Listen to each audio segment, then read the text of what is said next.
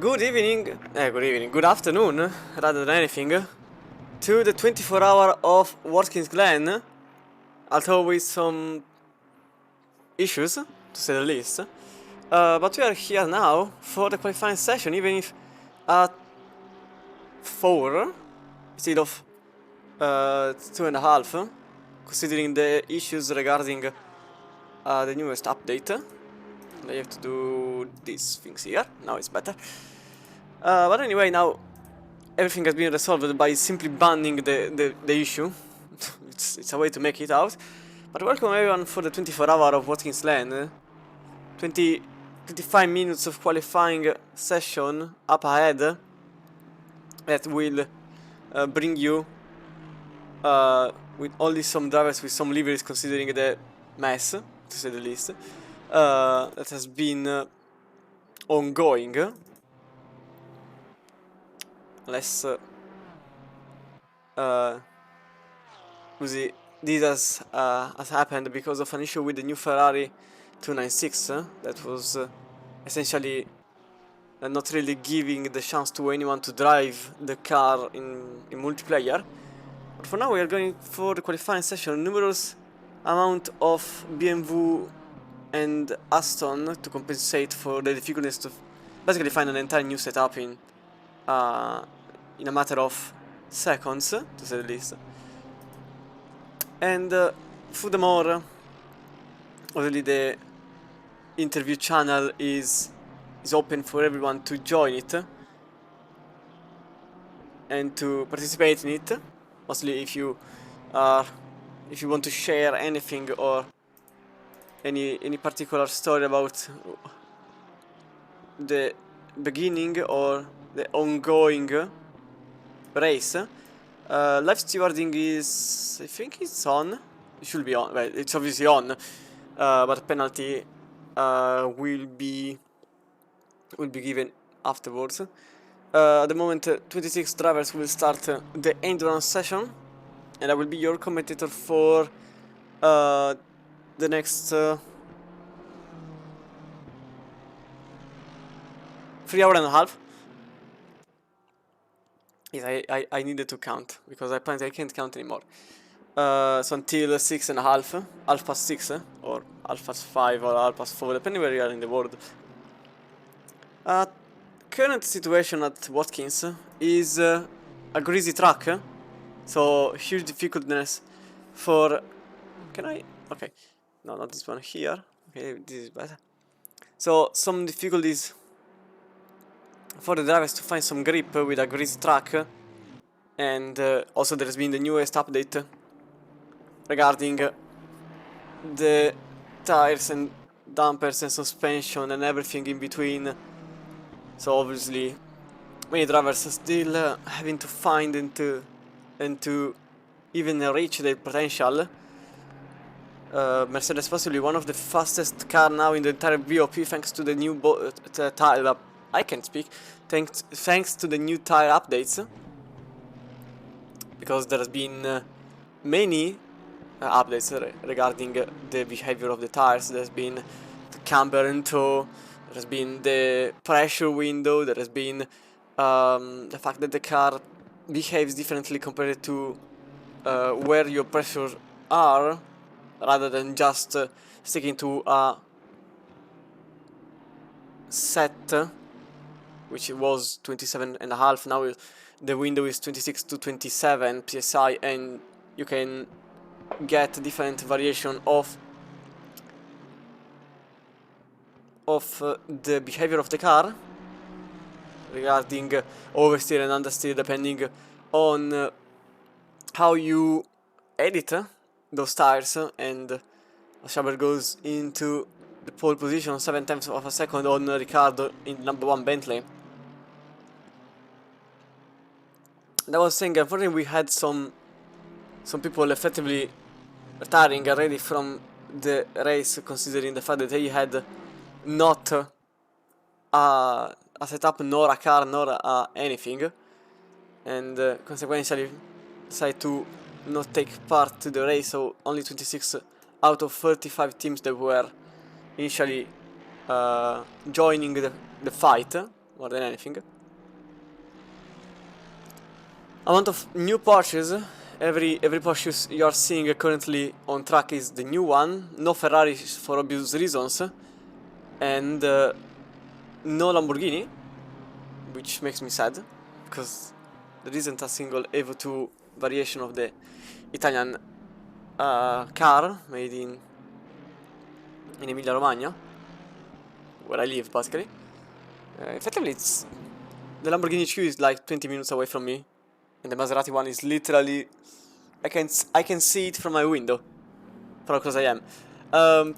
Speaking of Porsche, there is a Rafael example for the 212 Mission Spino in front of Shabe, teammate, and in front then of Riccardo in a number 1 Bentley. So 3 different manufacturers in the first 3 places. With Amara showing yellow flags, so I want to see if track is still greasy, and they just have 10 minutes, no 10:30 actually. They have the time to stay in the dry. At the moment, it's quite unknown, I would say, regarding the situation with the times and deliveries and the car and everything. Porsche, obviously, very few of them will have deliveries because everyone still has to make them. But by the way, from the minimap to the right of your screen, maybe the numbers are a bit impossible to be read, but they are there, you can see. But I can understand if it's impossible, I can't even read them. But in the minimap on your right of the screen, there are different meanings for all the little dots. A yellow dot means yellow flags being shown. The white with orange circumference is the car that is being shown, whilst the white are simply the car that are running for the next 24 hours. With currently a very good amount of Porsches. There are 8 Porsches, if I can count correctly. It is indeed 8, with 1 in the lead, and then the Mercedes is now about to set the quickest time. As I was saying, Mercedes that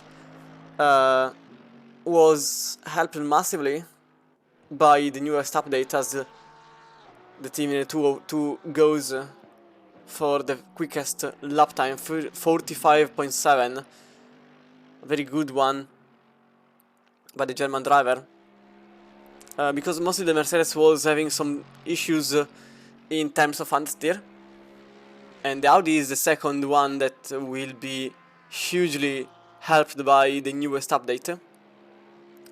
Both cars were struggling with the tires. The Audi was struggling both turn in and turn in exit. In turn in it was quite understeer, and in exit it was the opposite, quite oversteery, with power oversteer on exit, especially after the hairpins, or rather not even the hairpins, but more likely the high speed turns. And now the Audi is simply, I love it. I'm a bit biased, but I love it. It's astonishingly grippy. In Misano, I managed to go even faster than the old update, and many drivers are on the same. Obviously, I'm speaking personally because I can understand myself. But obviously, I've been hearing many that actually had the opposite way, going slower, not even feeling the car anymore, with issues in the force feedback, and tire management issues, with people basically losing completely the behavior of the car compared to the 1.8.21, which had just plastic tires, in my opinion. We were seeing with Schaber as he goes again in pole, 8 times clear of the next car, which is the 792 Daniel Williamson. And then there is the 80 Horvath, Henrik Horvath in the 80 BMW. Unfortunately, I can't show the teams, mostly because the CCTV doesn't give me the chance to do so in any way. But in the meantime, I will try to give every possible information that is not shown on screen. In the next 12 minutes, we will have our definitive grid, with Horvath still gaining. Many cars that still haven't set a single lap time. 23 cars out of 26 are with at least one lap being cleared. And at the current state, the Porsche is struggling a lot. Only 9th, the quickest one, with a plethora of Aston from 3rd to 7th, basically covering the field like a carpet. As Horvath is now in 2nd place in number 80, less than 4 times away from pole. But he's also Zompel, that is possibly going to prove me wrong. As you can see, marvelous Porsche, you can clearly see the differences. The main one is the fact that the rear taillights are connected, which is the quickest way to recognize the new Porsche. It's also a bit wider, and it has a different air intake. 40mm one. I should check to be completely sure, as Zompel is now in 3rd place, 6 times away from his teammate, while the 203 is still 1.6 seconds off the pace, with Giuffrida going in the 180 BMW Italian job in 5th place, and Schaber doesn't seem to be done yet, considering the track is now green. So finally the chance to many drivers to set a time, maybe the quickest one, possibly the quickest one. This qualifying session will just improve and improve as time passes by.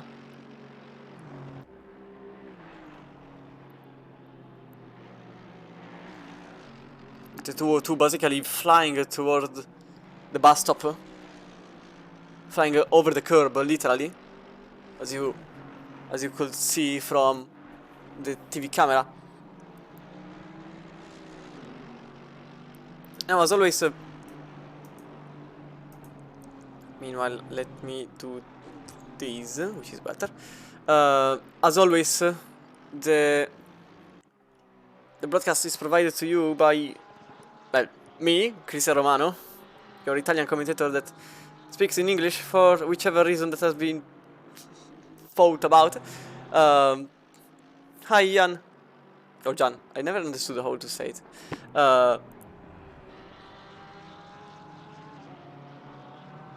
Because the Dutch language is Dutch. The German language is odd. And I don't even want to get close to it. I'm just basic in English language. In the Spanish I'm terrible. Whilst in Italian I'm even worse. So I'm not really the best one made for speaking. Well, at least sometime.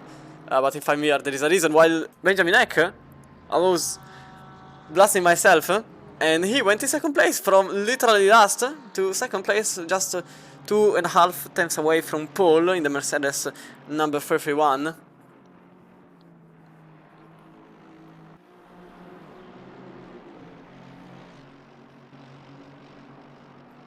And the Schaber is still improving, but unfortunately his time is not going to be a valid one, considering he went wide in turn number 1, I suppose. So this just leaves Felgen without a single lap on their... Oh, there is a Lamborghini then.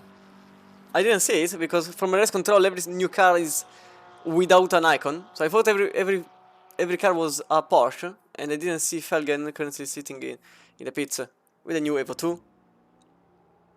But speaking of new cars, as I want to go with someone, because the pits aren't really interesting for the viewers. While my... This is a mess, this one here. Let me see where I can go. I need this, this I don't need it, I don't need this is definitely not needed. I need the track map, because I forgot about it.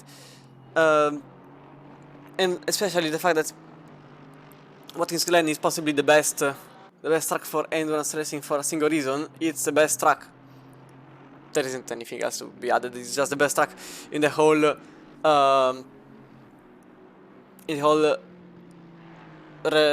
racetrack pack of the game.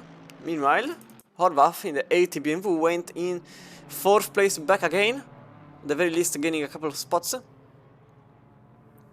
leaving Machine in 5th in the 42 Aston with Cope, Adam Cope, that is very close to set a marvelous time, nearly pole lap. And with the new update, it also meant that many drivers will find some issues with the tires compared to earlier on, as Cope goes in 2nd place, 1/10 and a half away from Schaber, that is still improving considering the track is getting grippier and grippier as the time passes on. With obvious reason, we will possibly see the very last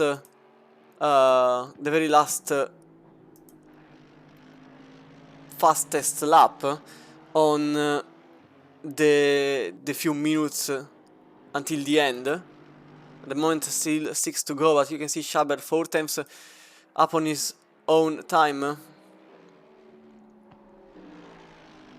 And speaking of pole position, there is going to be a prize for this endurance event, as the pole position and the fastest lap team will receive a CDA 6 months setup subscription for their either pole or fastest lap, and also the race is also put into the Pitwall Live link, where you can follow whichever race car you are more interested about, and also a bit of tactic and inside views. Mostly it's what I see usually, as this was not a race control, speaking of which. But while I was talking about this, Schaber went in pole position, 44.7. I'm not really excited still, because every single lap time we will be seeing is just a provisional one, and I can't really say it's pole position, because the quickest lap time may even be a 43 with this rhythm. Not many cars still improving. Fergant will stay in the pits at this point, which really question the decision there. As with 5 minutes to go, the situation is still undergoing for I think Bigiani is going to be the only one to set a better position compared to where they are at the moment. So Simone Bigiani in the 75 Aston Martin is already 3 times quicker than himself, which will put him in 6th, mainly position in just 3 times per second, even in front of Machine, as Benjamin is rightfully giving out the space as they were in outlap. Is that the Lidl logo? There is a Lidl logo on the car. Fantastic. I can't wait for the Bennett one. Or even worse, the Aldi. Well, the Aldi is actually good. The Aldi is as Belgian products, and honestly they are very good. And it's a bit pricey, but honestly it's Belgian product. I can't reach Belgian products unless I go either to Aldi or in literal Belgium, which is too far away from me. Speaking of Belgium, this month is full of endurance racing, as there is the 24-hour Watkins, then there is tomorrow the 3-hour of Monza. Just after this race here. Oh wait. Tomorrow is what is it tomorrow? Tomorrow is Sunday. So yeah. Asbigiani went indeed in 6th place without any trouble. There is also the 6-hour Spa later this month. There is there should be just these, as there was another one but just passed. So yeah, technically in this last week that is coming by, and for whoever can go into the Spa racetrack, because for me it's way too pricey. The tickets are on sale for whoever is a student, half 50% off. Technical information that maybe you didn't want to know, but now you know it. Bigiani, it's a bit of an interesting situation, as Horvath and Bigiani have the same exact lap time, except the number 80 BMW set it earlier before the Italian lineup, which gives the priority to the car that put the lap time earlier for racetrack conditions.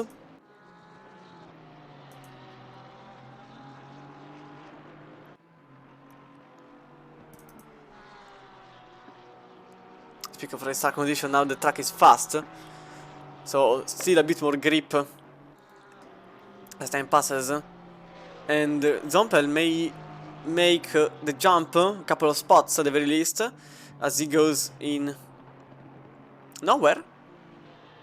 Because apparently he was gaining, but not that much, compared to Bigiani that effectively jumps. Okay, they are doing it on purpose. And again, sets the identical lap time to the car in front, so they skip a car. Holy moly, incredible scenes here. 3 cars, all of them have the same exact lap time. 930 milliseconds away from the pole. Exact same 45.640 being set by Amaral, Bigiani and Beton.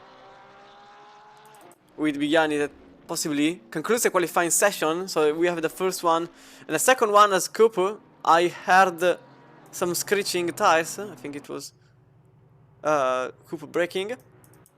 So this leaves Horvath 3 milliseconds off 7th place. So in 3 milliseconds there are 4 cars. This is exceptional scenes to be seen, with 3 cars in the same exact lap time. But obviously it's endurance racing, so it's the qualifying session is not as important as the race itself. With Schaber concluding the qualifying in pole and possibly bringing home the Coach Dave 6-month subscription.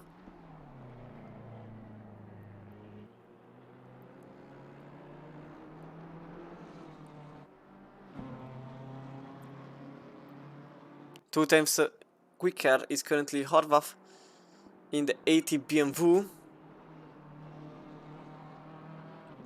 which at the moment wouldn't really give them the 3rd place on the standing, even if they are very close now. Maybe now there is a better chance. They need just less than 2 frames to gain a spot into the grid. Now they are nearly on 3, so it is going to be 3rd place for the number 80 BMW, with still a couple of drivers that still have to complete the lap. Italian job with Giuffrida on the wheel. It was very nice blue headlights currently shining.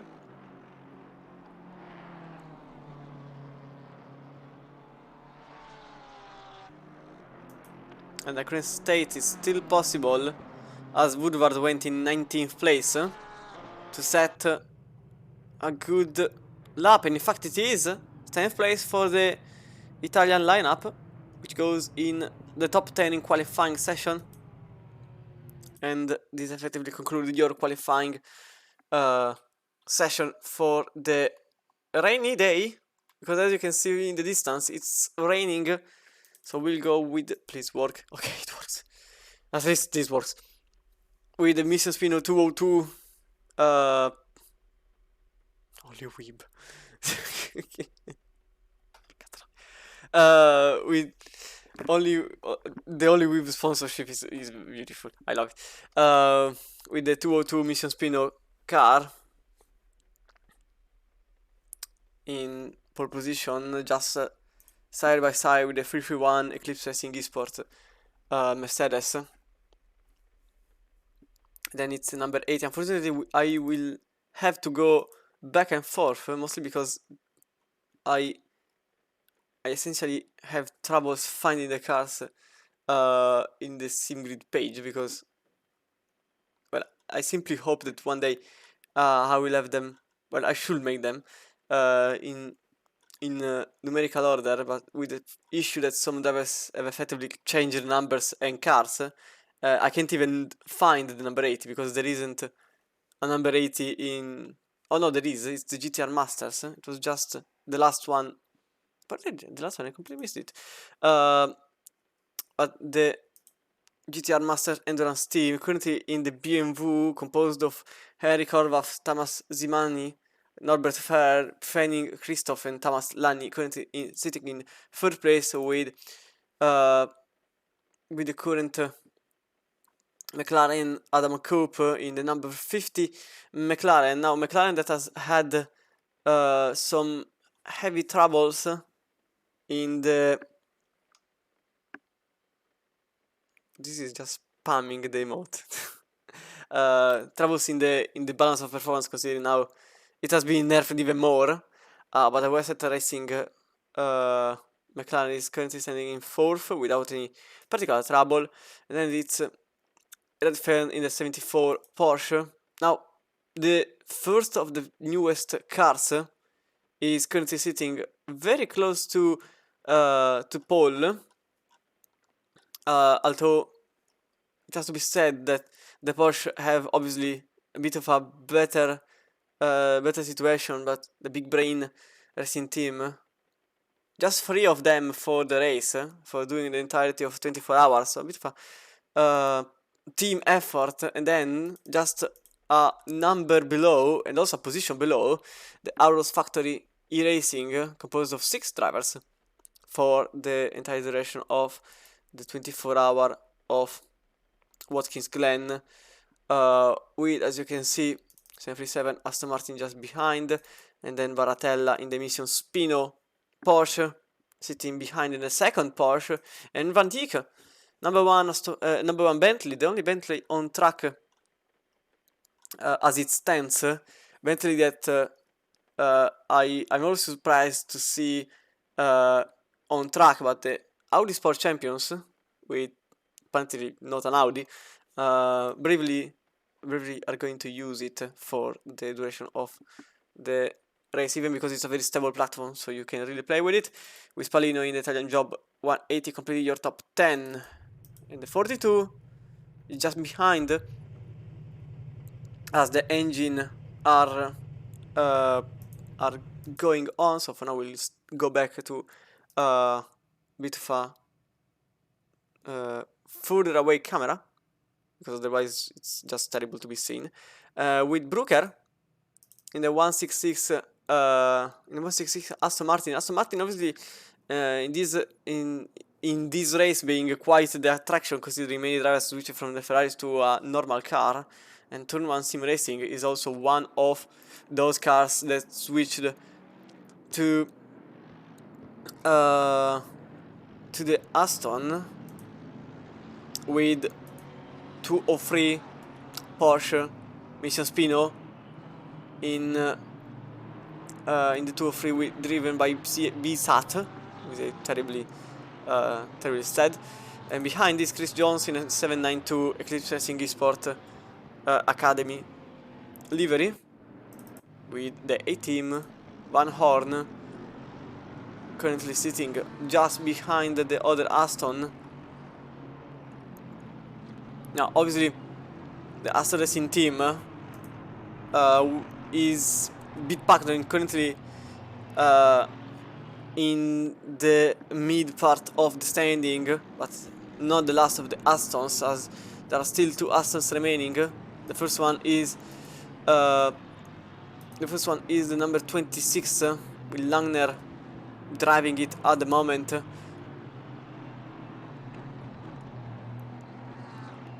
And obviously Aston that really helps the situation with Big Brain putting 2 cars on the racetrack with Slanina in the 19 Porsche that has had quite a popularity, obviously, considering a new car.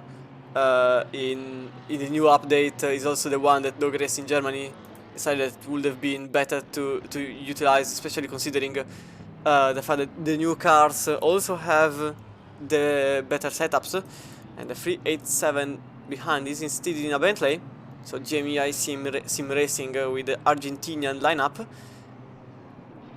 sitting in 18th with Woodward in a 999 FRL Porsche, even if the colors are obviously not the FRL one, but livery simply can't be here, with Graf in the 518 BMW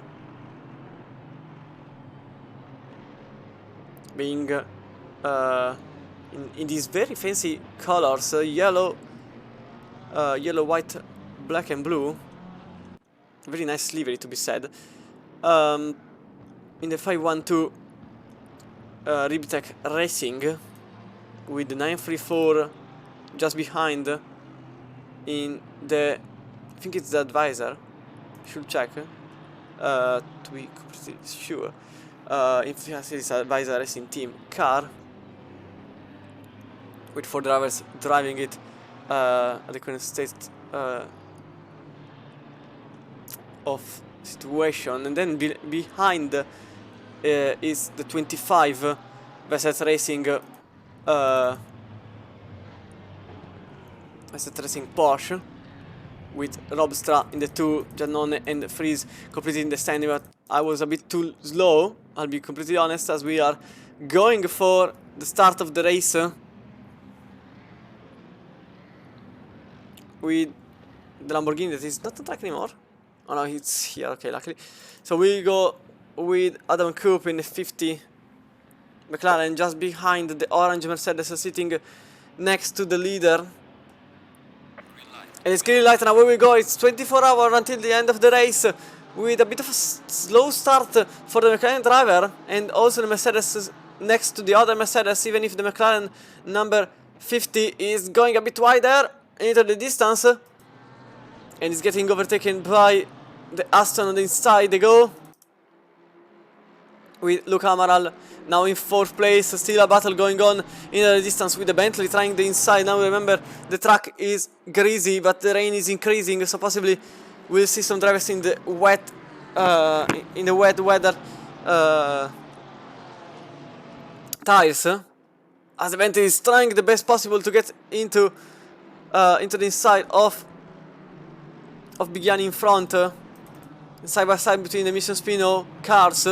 Both Porsches finding a bit of a trouble there in the very early stage, but obviously endurance racing, so I don't think we will see many cars colliding and making contacts, as there is the Eclipse Racing Esport car in the... Ah, that's why. Okay, this makes sense. I was in the wrong setting, while Horvath is in 2nd place, just behind Schaber, for battling for the lead of the race. As we go from the position delta, you can see the changes from the start of the race, with Eck losing a spot compared to Horvath that gained 1, and Schaber still maintaining the lead of the race so far. There is also Van Horn in the 18 livery, which is beautiful, to be said, at the very least. Two Aston Martins behind, battling for 13th place. At the moment is also the Bentley number 1 trained outside, which is a bit of a task, while Brooker has to defend against Machine, but it doesn't happen. It's instead Langner. Oh, contact between the two drivers! And there's been a massive crash just after turn 1 that involved a couple of drivers, but we stay in front. We go from the helicam. You can see Italian Job having to defend against the Bentley. On the inside they go, and the Bentley made the position on the BMW. There is also the Porsche for Mission Spino trying it on the bus stop, and bravely makes it so, with a position being done by the Mission Spino.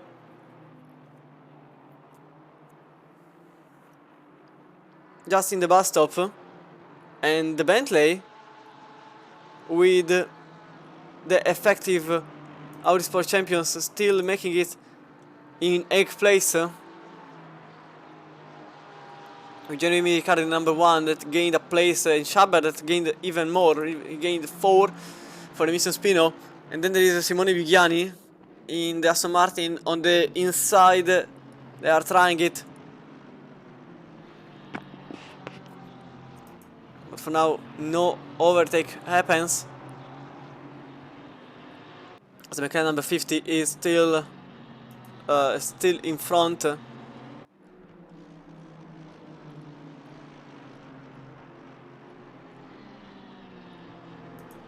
And for now, I think Vigiani wants to make it at least a position, because the McLaren is a bit slower compared to the Aston behind, while there is possibly Schaber very closely following the Bentley. Now the new Porsche doesn't really have a speed deficit. It's actually quite the compromise, and very nice to be driven. While Zampel also made the position on the Italian Job car. It was clear from the distance. Also there is a position change in the lead, at least in 2nd place, as Benjamin Eck was trying it into the bus stop. For now, nothing happens. Giuffrida, yellow flags, and onto the wall they go. So Italian Job's race is stopping here, I think. With has there been a contact with the Astra Racing team? There's been a contact, and then they go full speed into the barriers.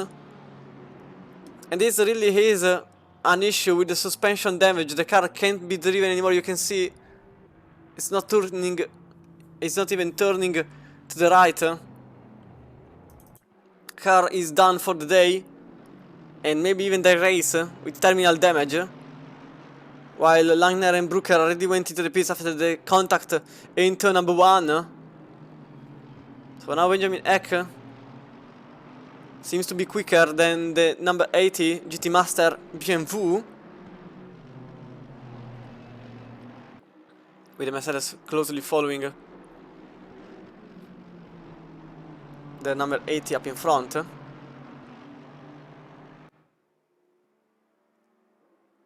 Schaber 50.8, quickest lap time of the entire race. So if we effectively go towed into the pits for obvious reasons. So the race is essentially seems to be over, but with 24 hours to go, still there is a chance. Meanwhile, Adam Coupe and Vigiani switching positions, and this gives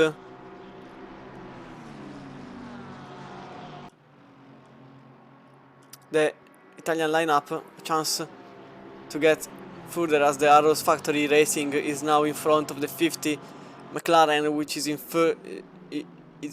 in front of the only Bentley, brave Bentley, choosing to race. So the track is still greasy. Maybe many drivers went actually for dry tires. At least this is what I would have done, considering in 10 minutes the rain is even less, and also with the current, well, like I said, Racing overtakes the FRL car.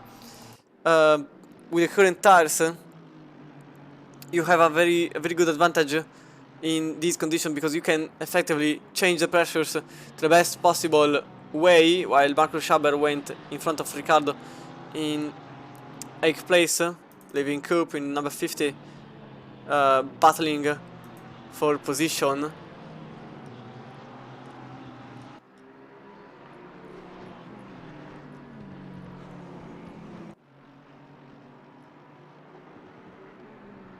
So the Westset Sim Racing car effectively still behind the arrows, and meanwhile another quickest lap time being dictated by the 202 Mercedes up in front. Mission Spino car basically trying to get as many meters as possible from the other three drivers that are following behind, with Eric Horvath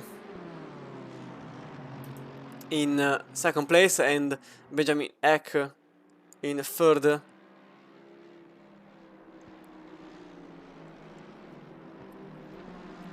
Exactly, metallic and opaque livery and matte livery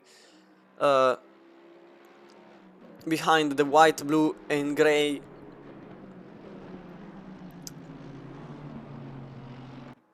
I would say pastel? Can't really say from here. I'm not really a color designer, so like it seems pastel from here, using, or maybe even matte. With this illumination, it's not really great from here. Maybe a combination of the two. Anyway, I'm not here to understand if a car is matte or lucid, as there is a side-by-side situation between lowering and machine. And there is also Bighiani and Amaral switching position up in front, so the Lamborghini is in front and the Big Brain loses the position on Bighiani in the arrows, leaving the Westset Racing behind a Porsche, not an Aston anymore.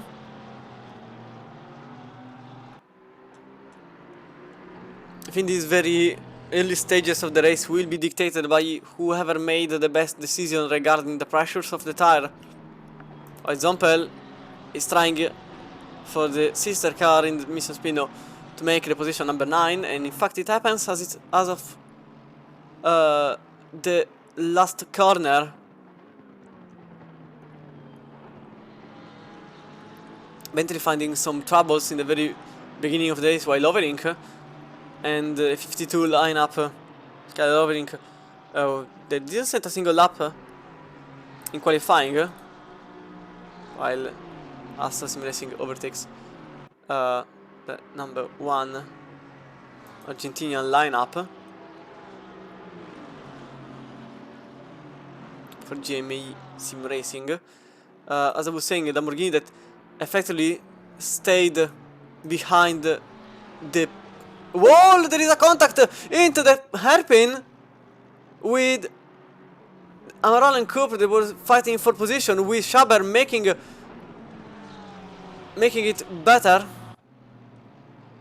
considering Schaber was defending against the McLaren. Now there is the sister car making it over the other Porsche. There's also been an incident behind the scenes. We'll see it back, how it exactly happened. But meanwhile, Big Brain Racing still battling with the Mission Spino car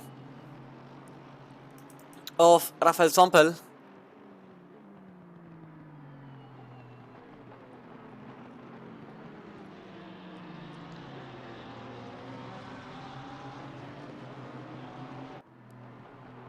As of now, nothing really happens. As I was saying, possibly the Lamborghini lineup in the 52 stayed on the pits for adjusting the setup in another lobby, more than anything, or in a practice session. Meanwhile, the Porsche goes into the pits, so Luca Amaral flies into the pits. So I suspect wet tires drivers, so the same with Cat, finding some issues with their tires and then switching for some dry, as the track is now greasy. as I was saying, the Lamborghini now in 10th place after overtaking the Bentley in turn 1. Possibly that stayed on the pits to adjust the setup as best as possible. As you can also see, there is Van Horn overtaking the Mission Spino Porsche 212, and 203 is off into the distance and in the middle of the corner. Massive trouble for the Mission Spino that was in 6th place. How it exactly happened? So terrible entry, car jumping and track being wet was a perfect combination for the 203, and there has been a spin there into the distance. And then there is also Robstra making contact with the Porsche was sitting in the middle. So contact for Mercedes behind, and also the Porsche FRL that was the incident part there. So number 2 FRL car already having issues in the race after encountering the 203 in the middle of the hairpin that was trying to get as quick as possible out of the way, and it happened to be the opposite way around, with Benjamin Eck now switching position with Horvath more than making an overtake. It seemed like Horvath didn't really want to fight that much, maybe understanding that staying behind before a straight is a better idea than the opposite. So 3-3-1 now, just a tiny margin in front of the BMW and the Aston behind.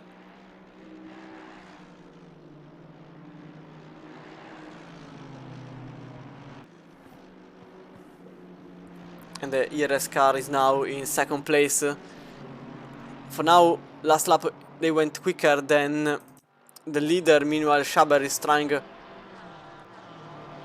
after the early issues, to get a bit more up in front. Obviously, just a tiny amount of margin being lost, considering the fact that it's a 24-hour race.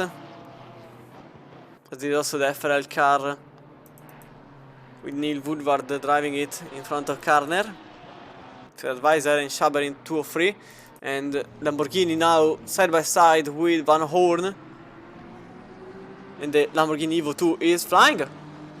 And I'll be honest, I didn't try the cars yet,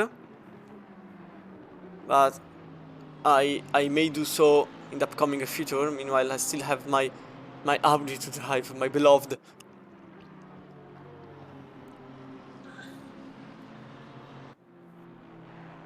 So this gives Lovering 7th place, up 19 from the start of the race. And now Horvath has to defend hard against the green Aston behind. And there is a yellow flag, Alan Brown. 792 showing yellow flags by going wide and into the grass, and very closely into the wall. Well, actually into the wall, but just a left side damage, so not really an issue for... Oh, the 50 is off! 50 is off, and same goes for Lovering. So contact has happened behind the scenes. We can see from the helicam Lamborghini possibly very quick, way quicker than the McLaren, actually slowing down and making incident with Lambo. A very odd one. It was very odd. I want to see it back, as honestly it was extremely odd. I want to go here and...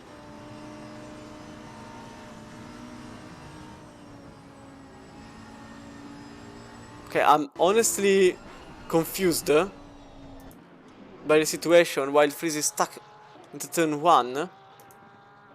But again, I want to see if it was a technical issue.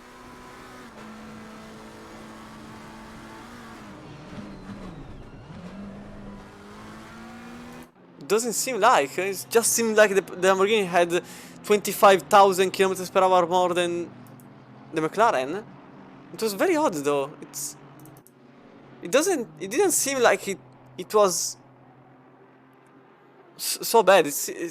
it seemed more like the Lamborghini was quicker and the McLaren was going wide, so maybe some lift off or brake because the lights. It seemed like the lights were on, but I made mistaken for the lights being on because it's rain. It's rainy and they need the lights. It is the first phase one. Obviously, stewarding will go underway and decide the situation. While I go here, let me see. So if needed, I will go and look at it. Meanwhile, Horvath lost the position on Beton. So now the GTR Master is in 4th place. So Lovering currently gained the low amount of 20 positions since the start of the race. And this is Sompel. Sorry. In the 52 Lambo. Showing that effectively this car is good. No, I know. I was just looking and Cooper. Again, a yellow flex.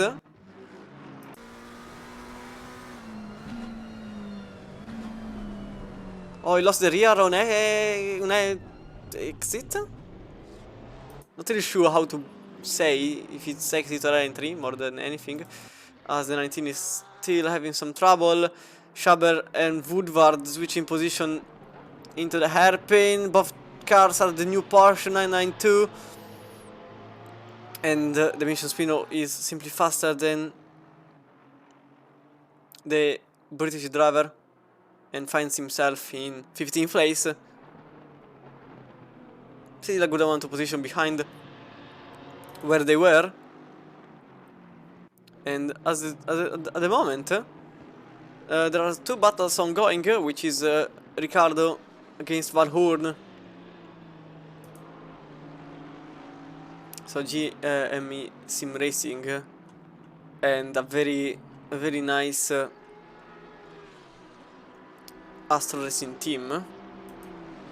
And then there is Horvath behind Beton, the GTR Masters. There is also Kamer for the Advisor Racing team. On the 999 they go, and still the battle raging into the distance. And it's now a freeway battle for 16th place with Woodward gaining a bit. And you can see the Porsche is actually going faster than the BMW. So Porsche is not an issue anymore, at least in the straights. But the car is completely different, I suppose. I hate that I don't have the DLC yet. I can't say anything because I don't know anything. I can't add my usual comments about everything. This is terrible. I don't know how it drives, so I can't say if it's effectively easier or not. All I can say is that obviously the update came out on Wednesday. I did one single race and with a car that is not even in this race, so it's getting a bit difficult for me. But the Porsche effectively doesn't have the lineup, the straight line speed. I would say ballast more than anything, as the Advisor Racing team overtakes Woodward into the right hander. There is also a battle sparkling up in front. It's Benjamin Eck in the 331 Eclipse Racing Esport battling with the 202 Mercedes.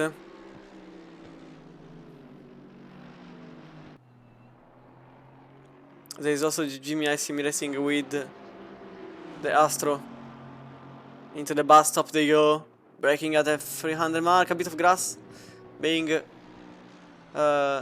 ripped off from the tires, but no problem. Well, no problems. It's actually being a second being lost compared to earlier on. And battle for the lead currently, putting the two teams one after the other, while Slanina is going to the pits, and Lovering effectively set the quickest 49.5 It's the quickest car in the whole field. A second quicker than the second quickest car, which is this one being being viewed. No, same car, different lineup. That's the only difference.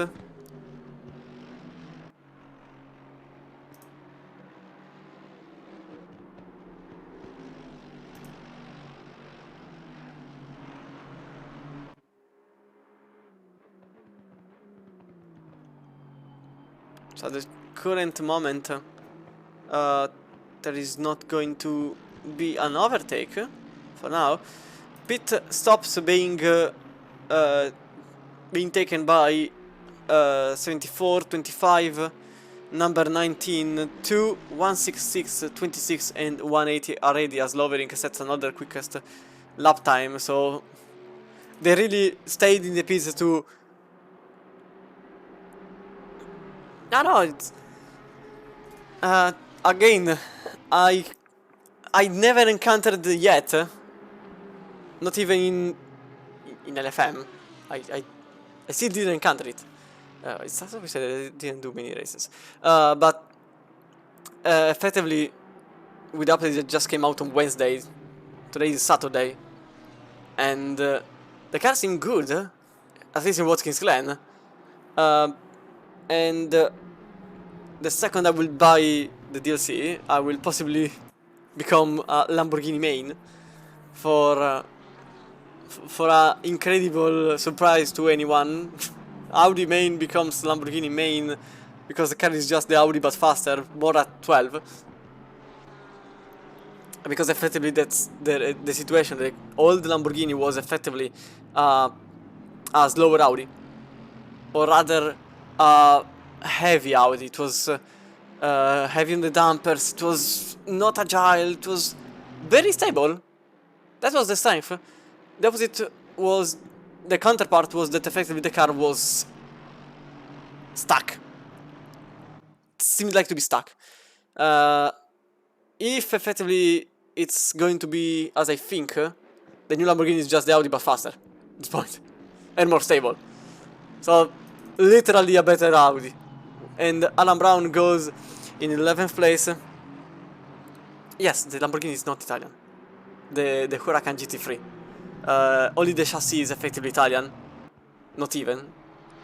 Well, technically yes. But the engine is is a V10. It's the same V10 being used by the Audi R8 package. As mentioned, is now into the pits. In number 12, in 12th place, in number 42, and possibly sitting in the pits for putting the dry tires that seemed to have been the main choice by the leaders in terms of lap times. Schaber and Eck lapping the same time for obvious reasons, considering Schaber is in the lead and Eck has to stay behind, and this leaves Baton gaining on the two entire second. And also we go with Ricardo.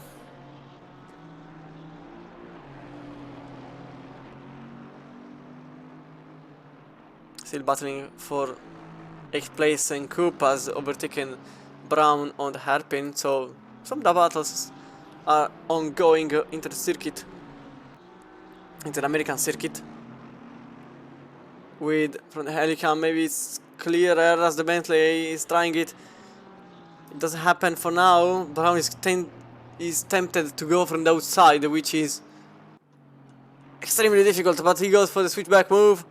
And Alan Brown, the 792 ERS dev car, is now close to the 50 Vesset Racing, and still side by side, 24 hours to go, so you can do these kind of battles, because in sprint racing is not entirely a good thing, because you lose more than gaining. In this case it's different. Meanwhile, Lamborghini lowering, Skyline lowering, even after the damage, because remember the car is damaged since the incident with the McLaren number 50, as Langner 26 Aston Martin set the quickest. A track that is getting better as the seconds pass by with a greasy track. So Lovering is trying it into 5th place, not even trying, it's already done, dusted. So I didn't even make it on time to do commentary on the overtake because it was already over. This track seems to this combo at least seems to work for the Lambo. Quickest car on track. V10 roaring and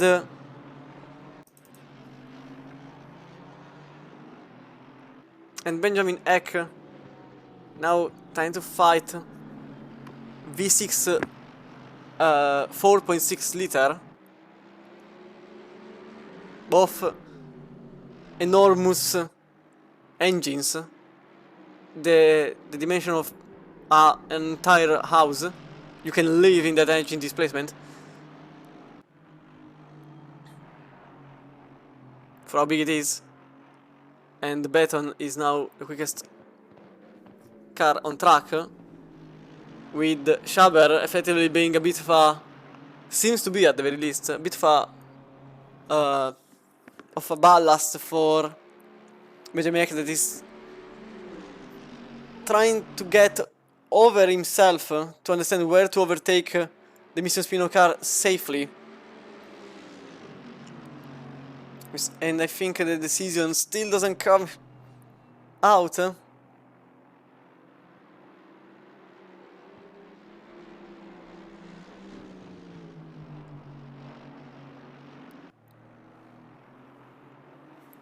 This may lead to the overtake for 2nd place, more than the lead. Meanwhile, there is Van Horn still fighting with the Bentley. Jimmy Sim Racing. At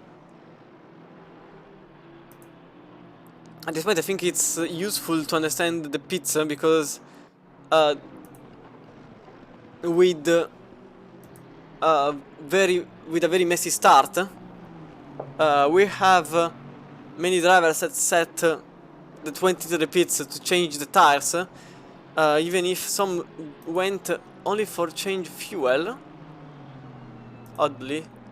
As Cat went in for possibly even repair the car more than anything. I'm not really sure there.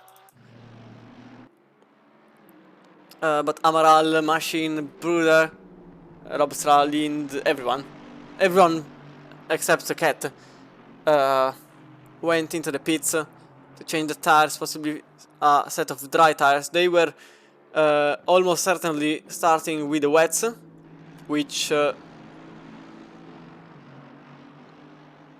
I'll be honest, I don't understand, considering that the slicks were going to be old after 10 minutes, and the rain is definitely not enough to go with the rain tires, as currently there is the Mercedes defending 2nd place and keeping it.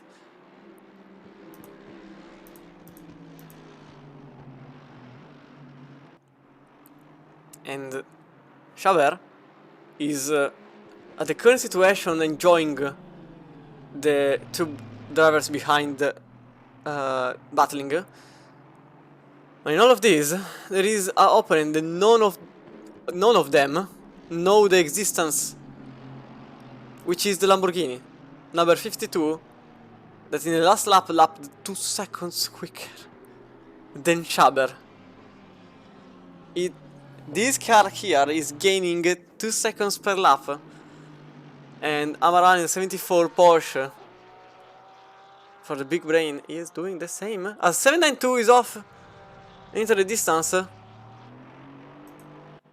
something happened in the bus stop. Into the grass, so definitely too quick into the bus stop. And over the grass, and no wall has been touched. And Cope is showing yellow flags. Oh, again the same situation. Except this time they went even further. Nearly effectively spinning the car in a 180 degrees and losing a couple of spots. 50 Assetto Racing not really having a good time with the current situation.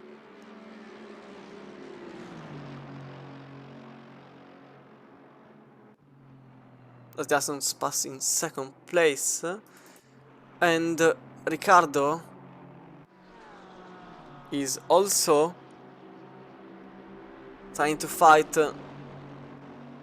with Van Horn.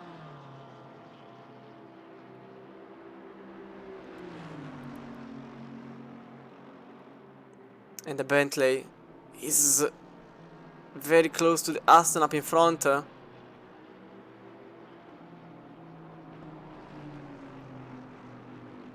This battle here is quite interesting. There's also Coop trying to get back at least in second, in 12th place. Can't speak anymore.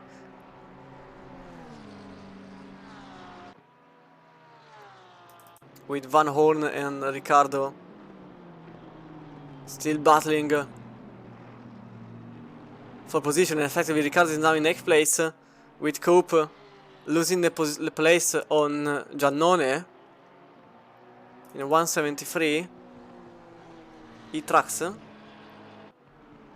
Luca Giannone, the most German name. But the German driver is now into position and changing the lead, as Beton gets the lead of the race on Schaber in the 202 after 34 minutes. There's been a change in the lead, for whoever is just hearing it, and oh, rain again in 30 minutes. Oh dear, it's rain. Rain is a overstatement. It's more like it's getting wetter. It's getting wetter, like a drizzle. But thanks for the weather forecast, sponsored by Mr. James Williams. And so, for whoever is hearing, has been a change in the lead with Schaber in second and Benjamin Eck in third.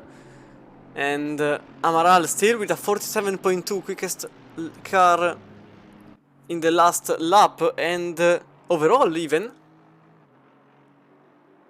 a 46.9, never mind. Apparently they've been lowering the time even more, with Karner behind the 173 Honda.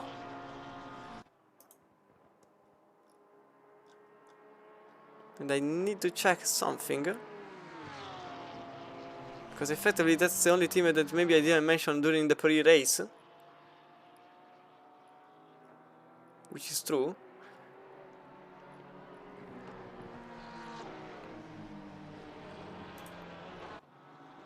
But at the current moment, Cat with another pit. Seems like the team is in trouble, as the 25 lineup is back into the pit. Possibly something went wrong one way or another. It's a second pit stop in less than 40 minutes, so definitely isn't tire related. It's possibly an issue of some kind for the lineup number 25 in the Porsche 992.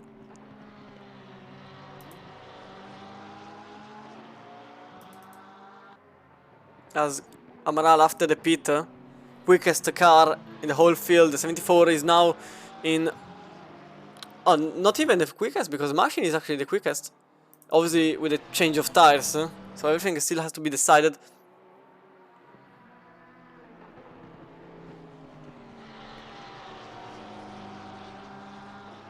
And Luca Amaral for the big rain is now in 13th place. Meanwhile, there is also Lovering passing Orvath without any trouble in the hairpin, which leads the gap between first and Lovering to 6.4 seconds. These drivers here have been starting in the last 26th place. Now they are in 4th with 23 hour and a half. And Machine sets another quick one. 46.5 for the 42 Aston. And the pit will for the leads, for the lead guys at the very least, and teams and lineups will start to happen in 173, spinning into the left-hander. Something happened here. We go from the splitter. Oh, not really an entry. Going to the marbles. Car stopping.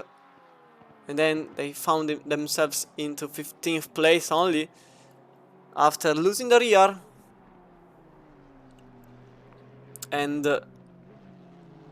effectively losing a position. Meanwhile, Cope and Karner and Weiser Racing Team makes another 13th place for them.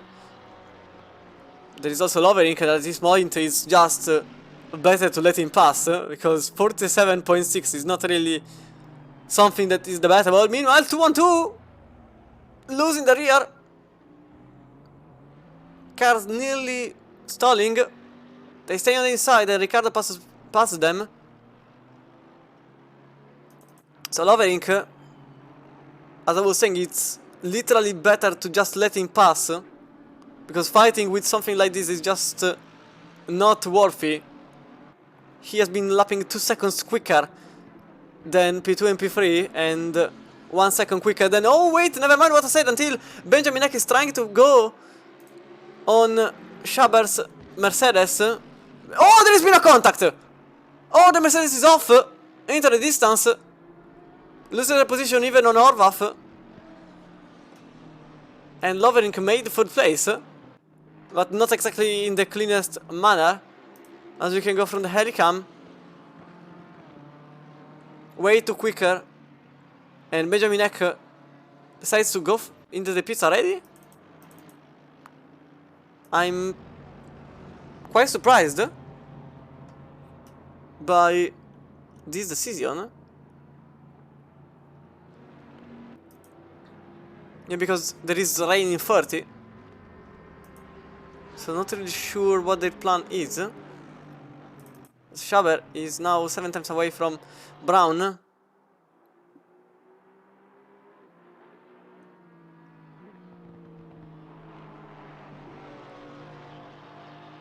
After losing the car at the bus stop, same way as their sister car. And there's been Lovering made a position here. I'm quite surprised, because there was 15. There were, you can see how gapped they were. Oh, the Mercedes went off into the distance, and the Lamborghini just had the grip of their life. And Lovering is just 1 position away from last to first, as the Mercedes is struggling a lot. I think I understood why the 3-3-1 lineup went into the pits. You can see Schaber is not... can't make it anymore. I suspect the pressures are all over the place. And they are still staying out. But the car is not responding to the commands. Going wide on entry, a wide on exit, and the rear all over the place, 51.2 effectively, and Benjamin Eck is already a position up on Kanner, with Horvath that is also getting closer to Schaber. There isn't a yard after that. So Horvath, GTR Master.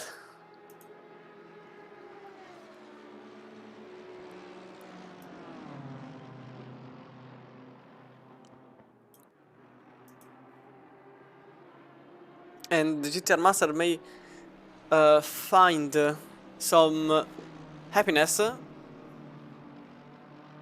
because it seems like Henry Kovac is having a bit more, a bit less trouble compared to the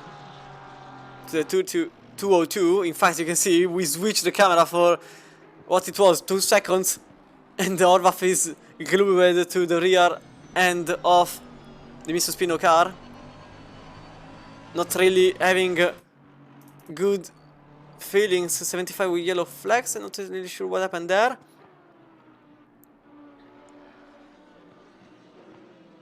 Karner with another stop. No, with only one stop. And Machine sets the quickest one. Meanwhile, Amaral and Schaber. So, the other Schaber. There are two Schaber. Oh no. The multiplication of the Schaber. Cousins, if I remember correctly. They are both cousins. And apparently they are both quick. But one is quicker than the other. Or the very least in the correct car. Track is completely dry. As we can go here, it's optimum actually. And this is why I'm quite astonished, because Schaber is trying the best possible to maintain the position more than anything else. And at the current state they've been lapping 50.8. Lovering in second place lapped 47.5. So they've been losing 3 seconds in a single lap. And with the current pace, in 10 laps they will be 30 seconds behind. And they are also battling with Horvath. So add another 2 or 3 seconds at this point. And unless Schaber's and Mission Spinner's plan is the one of just trying to stay in front as much as possible, this is not getting good. This is not getting good. Okay, you need 1 minute. Okay, let's put this in advance. You need 1 minute. I'm targeting the car they are battling with. In fact, they are the direct opponent. You need 1 minute, and at the current moment, there are just 10 seconds between Schaber and Horvath. As Kobe with yellow flags into the pits. Okay, that's why. Too overexcited. So as I was saying, because now Schaber is 13 seconds behind the leader. Eck is 1 minute and 22. You need an entire minute to go into the pits, change the tires, and etc, etc. And at the current state, it will be more than 1 minute in 3 laps.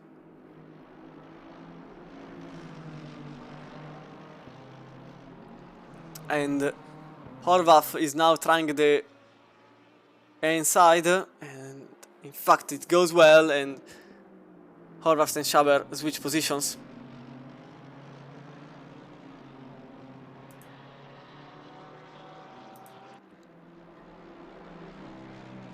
And that was for 3rd place, so the podium. And Horvath is back in their starting position. Well, Horvath, GT3 Masters are back in their starting position. And Schaber is just having some troubles. Now remember that Schaber and Eck were essentially 8 seconds apart after the incident between Lovering and Eck. But now Benjamin Eck is setting quickest. Not really, because Lovering is still setting the best ones. So never mind. Because I was looking the best lap times being put. We have Lovering with a 47.6. Amaral with a 47.4, just happened. And then there is Benjamin Eck with a 46.4. Okay, this changes things. 46.4. And that's not really on temperature. And rain is in 30 minutes. And this one is rain, is real rain. So I'll be honest, this may have been a gamble for the number 331 compared to the cars in front with Horvath and Schaber. Schaber that has been lapping 51.1. And in fact they go into the pits, but at this point it's way too late. 30 minutes to go until the rain. This has been an issue, to say the least, as we stay with Benjamin Eck, that finds some easiness on the overtake on the sister car that I can't find anymore. So Benjamin Eck is now 1 minute and 20 seconds behind the leader. And it's a bit of a tactic possibly in their mind, there is the fact that they can gain up to 1.5 seconds per lap. And if so, it works. But it really needs to work, because obviously with perfect tires in the temperature and the pressure, they need to get into the 45 at the very least. 44, 45 times. At the moment they are 1 second off the goal. So unless this lap here is what I think it needs to be, so 40, 45, 44, there is an issue. And in fact it was a 46. So the car is, I won't say slow, much more like not in the correct time. Meanwhile, 203 understanding that they have there is no chance to defend, even because, well, I actually didn't expect that, because effectively Schaber is just in front of the other Schaber, and I thought there would have been some team play between the two after now it's difficult. After playoffs, okay, luckily it's not Schaber anymore, so I can go with the surnames. After now playoffs is into the car, I would have thought that Schaber would have been would have played the team card, so defending as much as possible against Ek, but it actually didn't happen. And now playoffs is 2 seconds behind Ek, who was 8 seconds behind the 202 Mission Spino. And again, times are not. Oh, 52 is off! Into the bus stop as Stompel goes into the pits. So curb. Oh, there is a car spinning in the middle of the track. And unfortunately, they impacted the wall. So major damage for the Lamborghini. And the 173 is also off. Full into the wall. Quite interested to see how it happened. Oh, just not braking. Then braking way too late and sitting into the wall. For X-Track's team. Meanwhile, Machine makes position number 11 after being the quickest time. Never mind, because Brown defends, or at least tries to do so. And the 792 is back in 11th with Machine gaining 40 in the 42 car 10th place. Schaber is 4 seconds behind the Peleus, who is 2.7 seconds behind the Ek, who lapped the 46.4. So consistent lap. It's actually quite slow. Car 52, 15 seconds penalty. And 3 penalty points for the collision with Benjamin Ek in the very last sector. Thanks, James. Same moment. I will check it. Thanks. I will check more. Thanks for the help. So Lovering will have a 15-second penalty being handed for the contact with car number 331, plus the damage repair. And now that I look about it, effectively I forgot about something. The rain is effectively coming in 30 minutes, but this is the neat part. Its Steam timers are 65 minutes long. Well, I was asking for a 55, thanks. They had me. What does it mean? That whoever is going to pit now, or rather, whoever pitted 30 minutes ago, let's make maybe 40, because now 10 minutes have passed at the very least. So whoever has pitted 40 minutes ago will have to make another pit before putting the rain tires. And whoever didn't pit for a better tires, now I understand. Effectively, they have been way clever than me I didn't think about it. For once, for once. For once I didn't see the weather.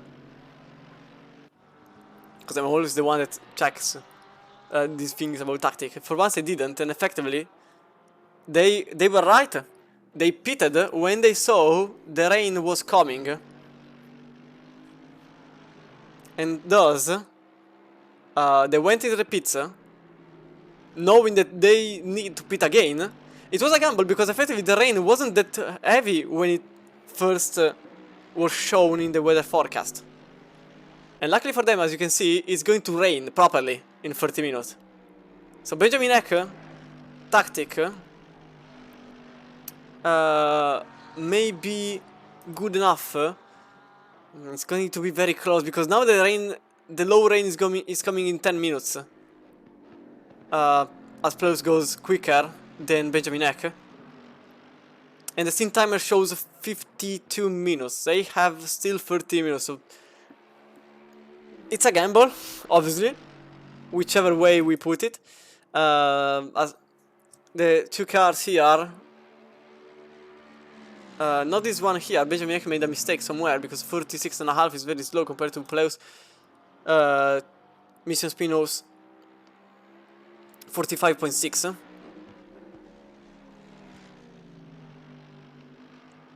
They've been gaining 2 seconds per lap, actually 3, on the cars in front. There is 1 minute and something to go. As Lovric goes into the pits. Okay, this one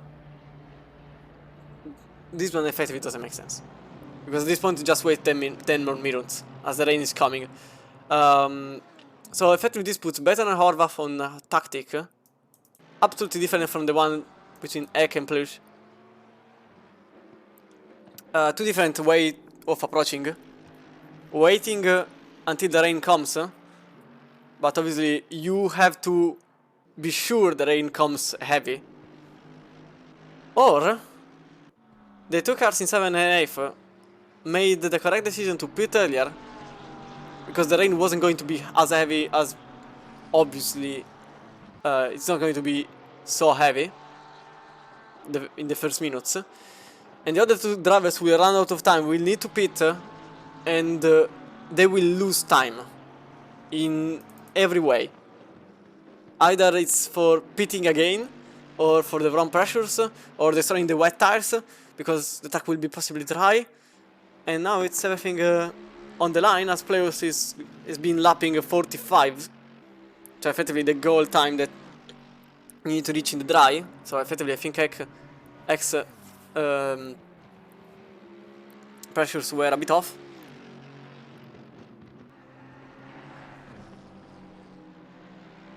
Or at the very least is Pleus better? Or even they just got the correct pressure. 74 into the wall and loses the position on the Ricardo. So something happened here. You can see from the camera.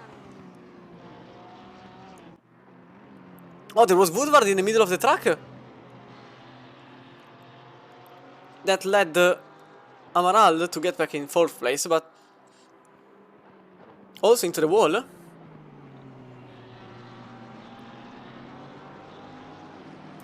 And for now the pits column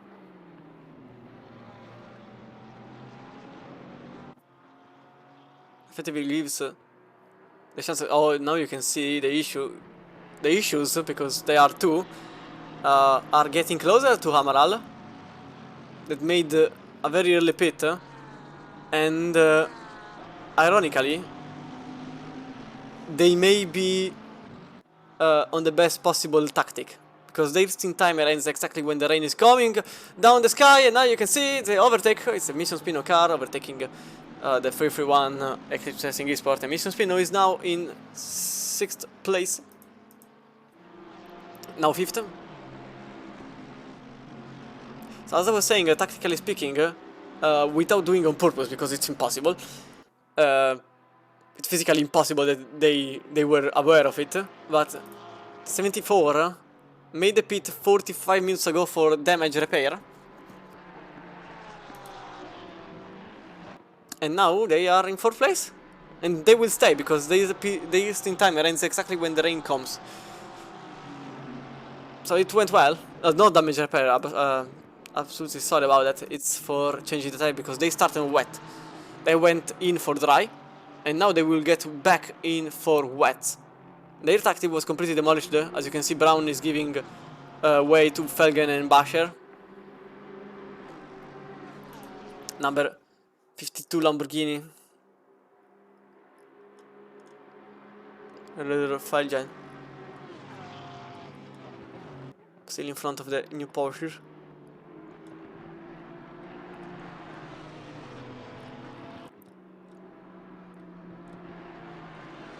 But the Bricks Racing for now wants to stay in front of the Mission Spino. Has there been any other? No, there has been any other penalty. And Pleus is with yellow flags. Oh, massive crash below the grid. As Pleus is not finding himself on track anymore. So something happened here to the 202. They were already behind Benjamin Eck. And they made contact with the McLaren. And I don't think he took the replay. So something happened here to the 202. Maybe I can get back, maybe here. So they were still in front, effectively. Went way too much behind there. And I need to reach what happened to players. And again, yellow flags, and into the wall they went! This is massive! And the Benton even into... Okay, no, they went into the pits. I saw a yellow flag. So something happened here. This time I can't take it. Oh, they lost the rear. They lost the rear and the front and the side at this point. So not much of the car is remaining. I want to try to check the replay as we go for... Let's try like this. I'm really trying to take it. It's getting very difficult. Mostly. This was way too early.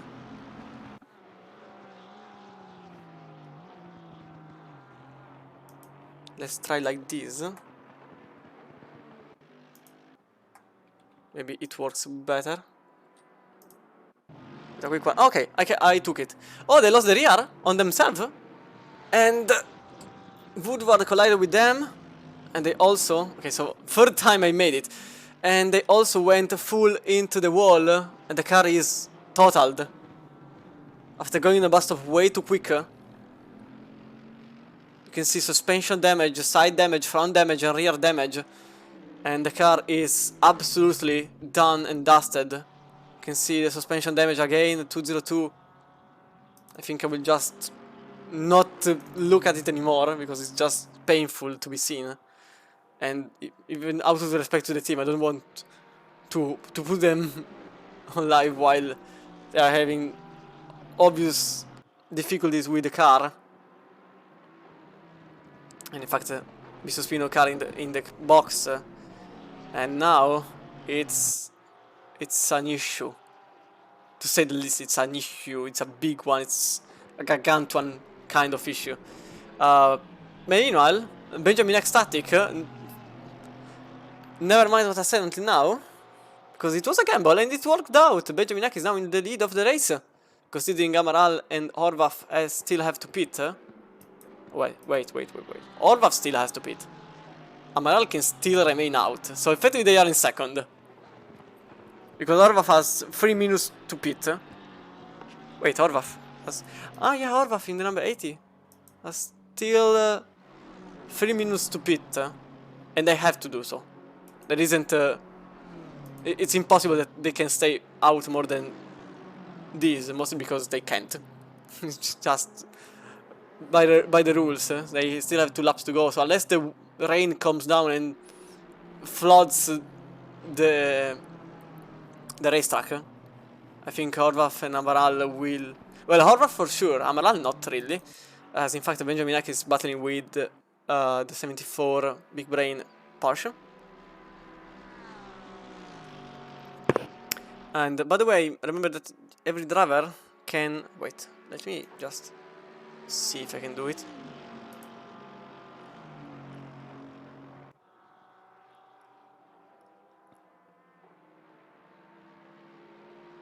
Ah, that's why. Okay. I was also checking in chat some things, and that's why the Lamborghini is so quick around Watkins Glen, because it really is the quickest. I went... someone sent a screenshot, and basically the car is just top drive in Watkins Glen. Is the Lamborghini 74 being driven by the 74 lineup. So it is Lamborghini Evo 2, literally an Evo. And now Benjamin Hack is fighting for what could be the lead of the race. Now that one of their opponent has effectively exploded, as Orvath went into the pits, and the rain is coming. Not only is coming, the rain is there, and the track is now fast. So wipers are on, slicks are getting old. For now, slicks are still the preferred choice. Unfortunately, this put the number 80 GTR Masters lineup on a choice, which will always be the wrong choice, because if they went for wet, they will destroy them in the very first laps. If they went for dry, they will not be able to compete if the rain becomes worse. But it still may be as in the first stint, where effectively the rain wasn't that much, and they could still go for with dry tires, as many did. So I'm not entirely sure it becomes green, unless it becomes sort of F1 kind of situation, like in Germany 2019, where I think everyone remembers what happened. Like mayhem, I think is the right word. Was it 19? See, well, it was 19. It was 19. 100% sure. And the Porsche is trying to defend from the outside, possibly relying on the speed of the Porsche. This phrase and sentence didn't make any sense a few weeks ago, well, few days ago, and now the Porsche can defend in the straight, just like in real life. So it's better like this. And now the choice appears. Greasy track. Greasy track. And now you need to choose. Is it better to go into the pits and hope the rain isn't that bad, or is it better to stay out and survive? These are the two options. You don't have another one. And honestly, I would go with staying out if the pressures were okay, which is something a bit difficult to know and to put in advance.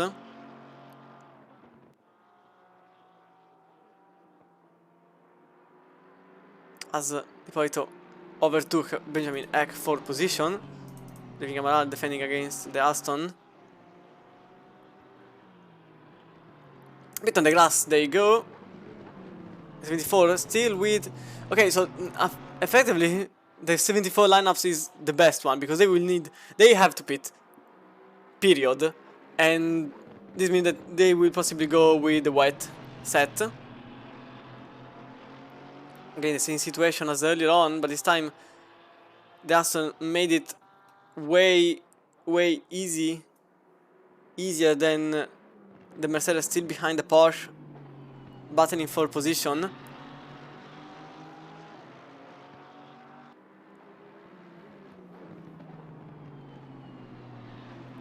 It's 54 very slow compared to the Aston.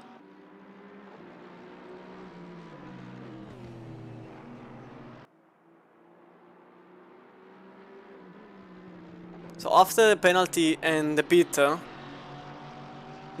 fastest car that it was, it's a bit difficult to find it because I can't.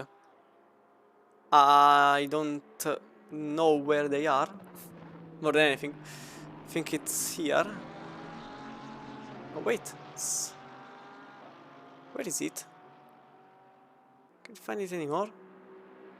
Oh no, it's sorry.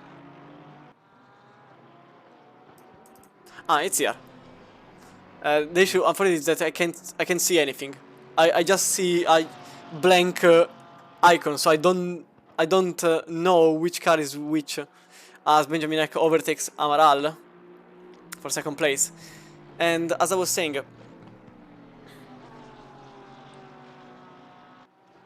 the situation is a bit difficult, as you need to choose. So you can see now the weather. In 10 minutes it's going to rain properly, but in 30 it's going to be dry. And it's possible that for the whole duration of the race it's going to be like this. So at this point it will be maybe the clever idea to just don't pit, as Lagner in the 26 overtook 19 Porsche.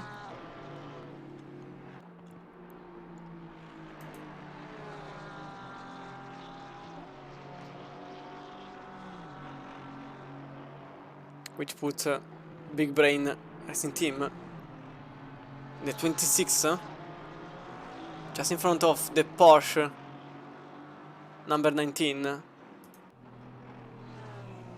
with Dog Racing Germany on the table. And Warby finding some troubles there. Sean Warby in the 25 Porsche. And there is still, oh wait, 50 again finding some trouble. West Racing just in front of the Porsche. Remember the hallway and the 50 were battling up in front, and then everything basically went on fire, simply. And 203 again. So Mission Spino's days has been possibly the worst ever day this one has been. Even the 203 goes a bit too much wide, and the dry tires simply don't have traction anymore there. Even in the marbles, even worse because they were in the marbles, and effectively putting the car to a halt.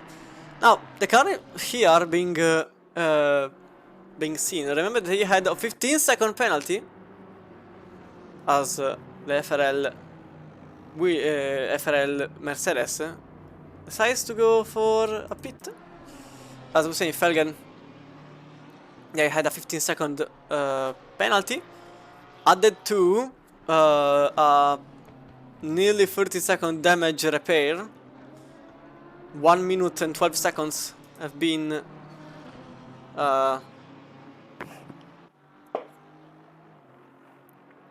Caritin moving forward after an pit stop. Ah, okay, those are bad pressures. So this is the reason why the 18, the Astro Racing Team, was having some troubles at the beginning, because they effectively were having troubles with the pressures. But as always, for whoever is watching the race and racing, you can come into the interview channel and give a shout, or just saying something about the race or anything else. Everything is appreciated. 202 Mission Spino, they are back on track after some troubles, to say the least. And the current state, Plus is finding the car in 20th place only, after Felgen just behind Christoph. Now, I'm very curious. I would pay, no, maybe not, but figuratively speaking, I would. I'm very curious about the situation up in front, because effectively we don't know the tires that have been chosen. Possibly dry tires for both Ippolito and Ek, with Amaral that effectively just have to survive. And at this point, maybe it's even better to stay with dry tires, because the track is greasy, not damp, and the dry tires can even go quite well in dry. Yeah, as I was saying, in greasy surfaces the dry tires can still go well. The problem is that the current weather forecast is putting medium rain. Is it medium rain? Can you see? No, it's light. Possibly it's slight to medium. It shouldn't be medium, or at least it certainly is not heavy, but it should be medium. Light to medium rain, while this one is drizzle to light rain. In these conditions the tires are still doable. Yeah, it's going to be very brief. Well, it depends, because I'm afraid I didn't check when the dry icon popped out. If it's very brief, obviously no one will go into the pits and this is just a survival game. If it's going to be 20 minutes, maybe it's better to lose 2 minutes but not crash the car. But it all depends on a lot of factors. If you have dry tires with high pressures, which is highly unlikely to happen, or maybe even very, very soft pressures, because in that particular way you have more heat into the tires, and thus you also have a major area, surface area with the tires and the tarmac, so you can, yes, you can have more aquaplaning, but also you can have more grip the same way, and also you can heat up your tires, having a better platform. But on the same way, if you have a higher pressure, you have less area, so you have less chance of aquaplaning, but you also have more responsiveness and less grip. This is a bit of a mess. And explaining how the tires work, I'm not really...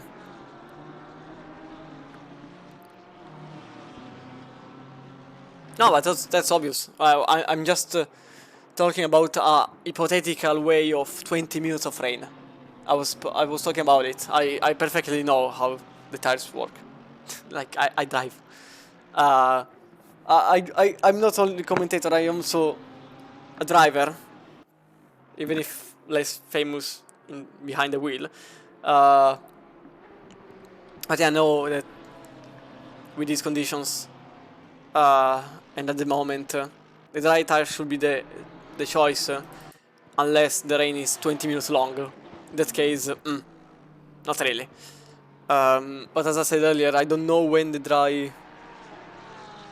I don't know when the dry icon popped out.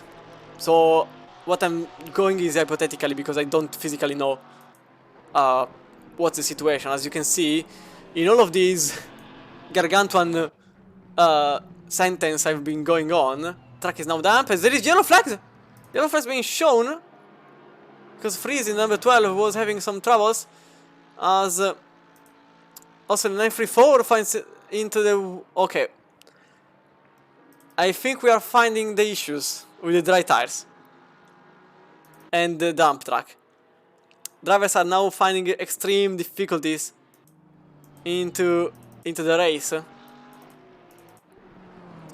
Because while I was talking about things which weren't really interesting for the viewership, so apologies for it. Now the track is damp. Okay, still damp, but the rain is light to medium. So this is possibly going to be a survival game. I doubt we'll see someone going into the pits for just 15 minutes of rain, because you need to lose 2 minutes because of it. Except Amaral, because their stint timer is over. So they are in another terrible way of choosing their path. They either have to go with wet tires and then pit again, or go with dry tires but don't pit later on. And at the current situation, I would have pit way earlier if I would have been in their tires. Mostly because pitting earlier, they would have been alright with the wet tires for the entire duration of the transition from even a greasy track and then damp and then maybe even wet. No, it will not happen. It's not raining enough. It will stay damp.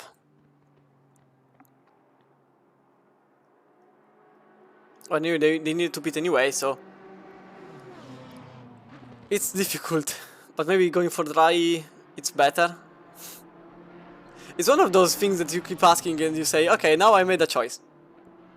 Have I? So you keep going back and forward. But I'm alright with 2 pits now into the track back again, and now the question is which tires have they chose at the moment. In the 74 lineup is in 8th place, and Fernandez is into the wall in the main straight. Some reasons why this happened with a wet patch. Oh, they were on the wettest part, and there's been a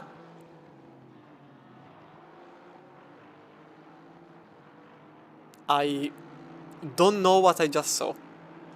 What was that? Honestly, 166 Jay Brooker.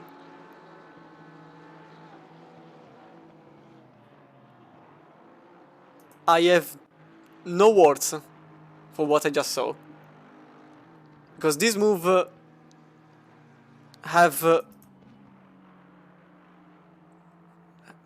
zero sense. Like, I am literally without word, because I think too there will be a penalty, mostly because a back marker just made a pit maneuver on a Bentley on a straight line. I understand. I understand. I saw it happen in a race, especially because I was the one being punted. But never between a back marker and a leader car. Always between 2 drivers. And trust me, it's not nice when it happens. Also because you are driving normally and then you are having your wheel 180 degrees the other way around, and you are asking yourself, this is not the correct way. And then you are into the wall. This is basically how it goes, but currently 52 on the outside, there you go. And nothing can happen on the left-hander as Anger goes into the pits again. Number 19.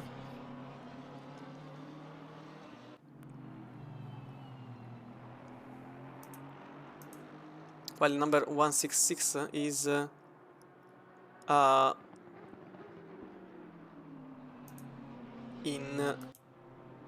not the Porsche, the Aston. Apologies for the mistake, it was an Aston here, as the battle is still ongoing for 4th place. It's number 80. This time we went a bit wide on the beginning of... No, there's a contact between the 2 drivers, and the Lamborghini made it for now.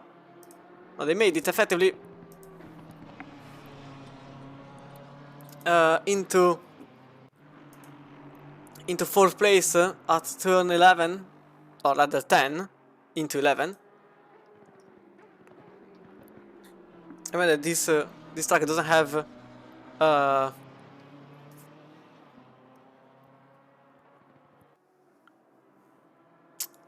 names in the turns. So it goes like this.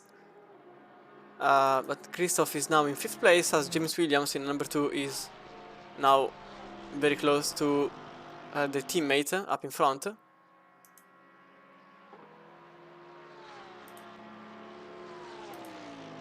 They have to check something here very quickly. Okay, interesting choice. Okay, so we go back here on Massimo Viale for the Aston Martin lineup, which I obviously forgot the name because I can't even remember my own at the very least. But the Arus Factory Racing is now very closely following 74 Red Firm, which they are obviously on dry tires, as their last lap was a 55.0. So the current situation is still a dump track for at the very least the next 10 minutes. Deployito running 53.0, Ek running 54.0, Machine 53.6. Good Machine, a bit by surprise there, because they were starting in 11th, and after a tactically good pit stop, they are now minutes away from their mandatory pit, with Felgen in the 52 Lamborghini following behind.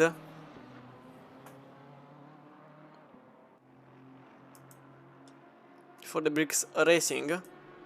Then there is Christoph in 80, the Hungarian driver for the GTR Masters, in the top 5. But there is also the battle between 8th and 9th place, both. Well, something exploded. I will not ask too much. As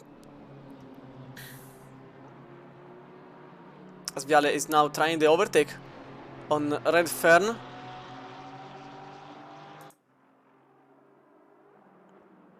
The 74.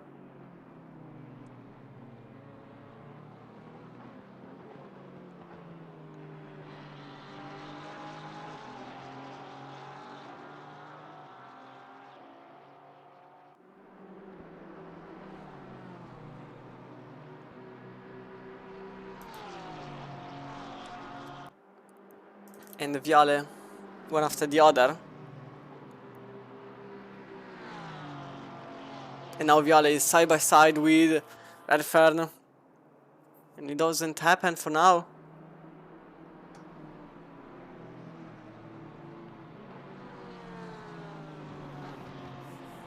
Slagner is also overtaking Thompson in 999.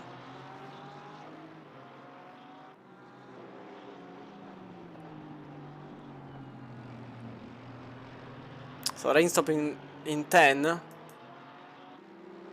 with less cloud in 30 even, for what it means that the sun is going to be something that exists. Is anything crazy? Oh yeah, it is. So already the wet tires, no one obviously took them. The track is now back into greasy conditions. And maybe this will help some drivers with different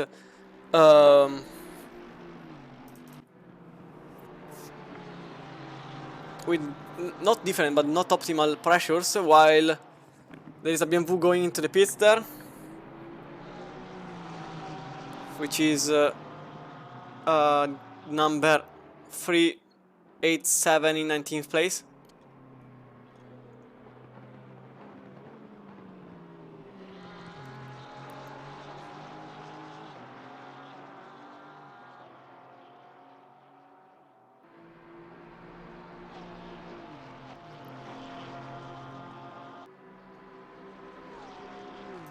For now, Piale is in the 75, closely following Red Fern in 8th place. 74 and 75, they were one after the other into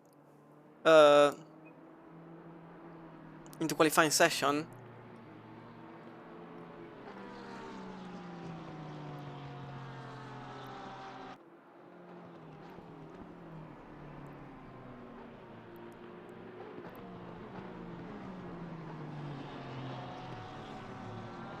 And for now, 74 is the Porsche. Oh, 737 into the wall after the bus stop.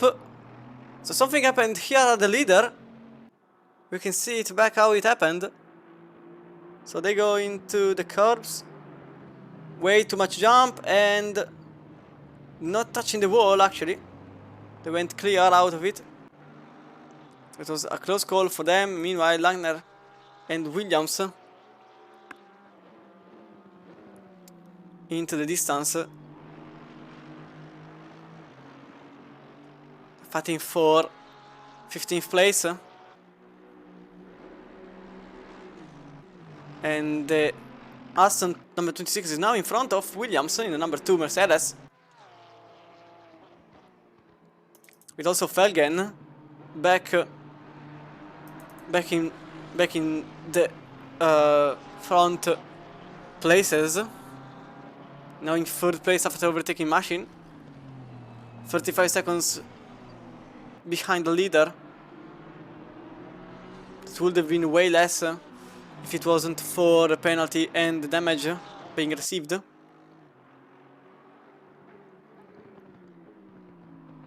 166 is into the wall in turn 1. So Jay Brooker in 166 lineup. How it happened.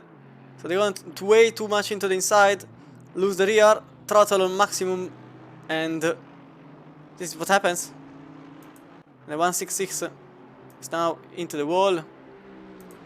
They were in 19th place and they stayed there.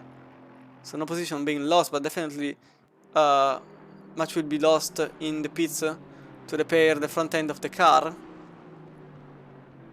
As the turn 1 sim racing is now having some troubles after the pit maneuver. And I need to check these. To check these, which is the penalty responses. Okay, no updates as of now.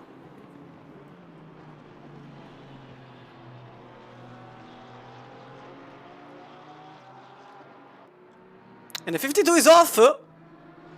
52 off into the bus stop. So something happened there. They were having a good fight and a good run, sorry, and they just went out. This time they didn't go flat out into the grass, understanding that last time it wasn't the best idea the team ever had,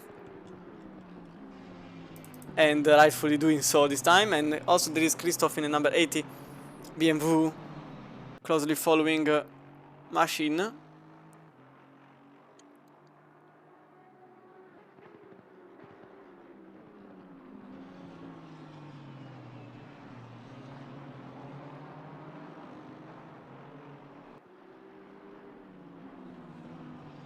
So Christoph effectively very close to Felgen. It is now basically 3 seconds away. But Machine possibly is going to stay up there as much as possible. As they go into the pits, never mind, because their stint timer is effectively over, as they are 1 minute away from it to being over timed. And this leaves Viale, Redfern, the only battle on track, even if there is also Thompson getting close to Pleus. Oh, because Pleus overtook Thompson, that's why. 202 still trying to gain positions as quick as possible. Track is still greasy and 10 minutes is not even going to rain.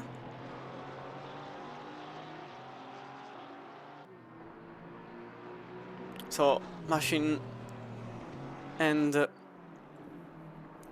Redfern, number 42 and number 74,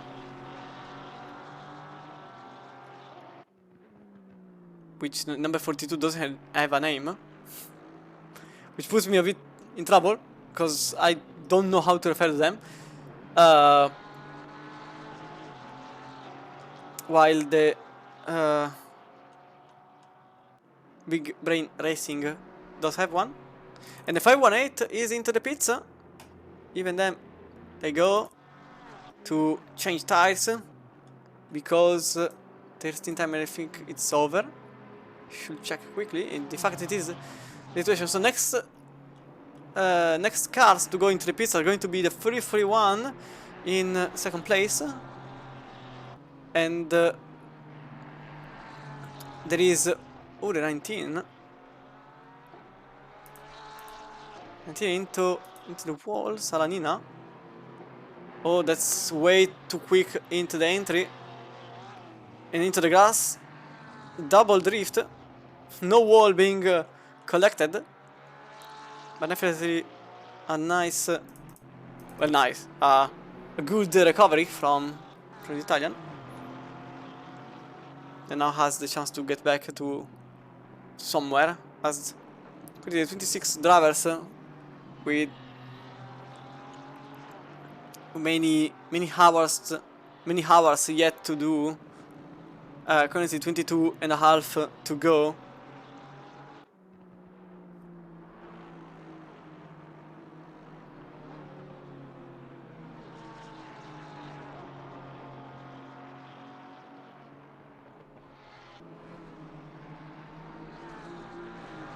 And as the situation unfolds here, so they've been lapping quite closely.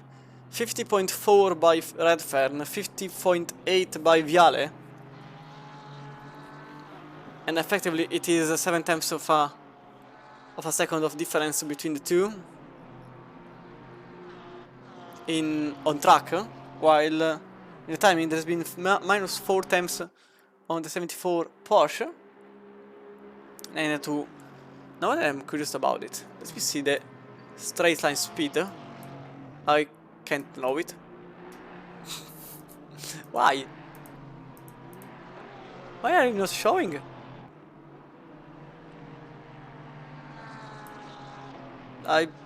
Okay. I guess I will not know it. Speed trap is not available for me. I wanted to see the best speed, but I can't, simply. Okay. And there's been a contact between the 26 and 999. Okay, that I can't see, apparently. So we'll stay here with the only battle on track. In terms of lap time, the best car on track is currently, without much surprises, number 52 in third place, currently 35 seconds away from P1 and lapping 48 and a half. Then there is a 49 and a half being set by Ippolito, and then there are some 50-52 all around the track. So not really someone that is going. There isn't a driver that is currently setting some unexplainable times. So speaking of which, I think we can go with the new Arakan GT3 lap time with it. The newest car has been put into existence with a new update that also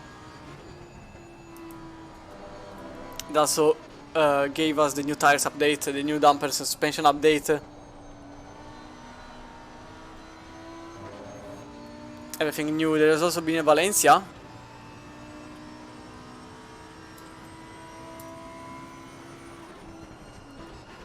which is a track more known into the MotoGP world.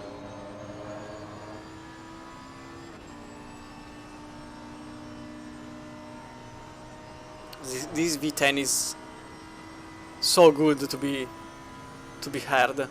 It's astonishing. You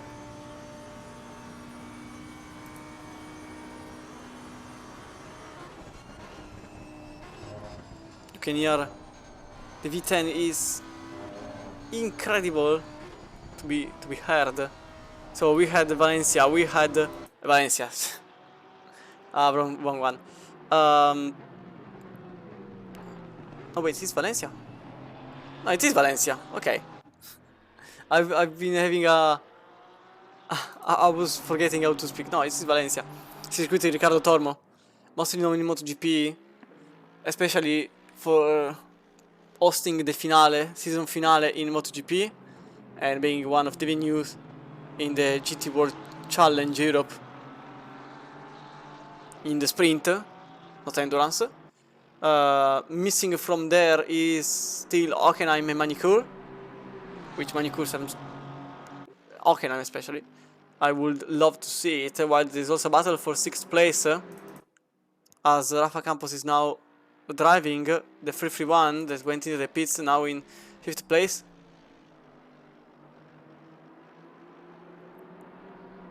And as we are still here with the battle between Van Horn, Redfern and Viale, with Van Horn that lost 2 seconds in the last lap, and trying now the position on the Aston, and apparently back in making it happen in turn number 6, and then into 7.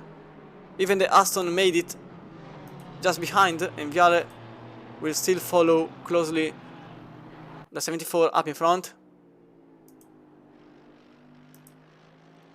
They still need these. Thank you a lot.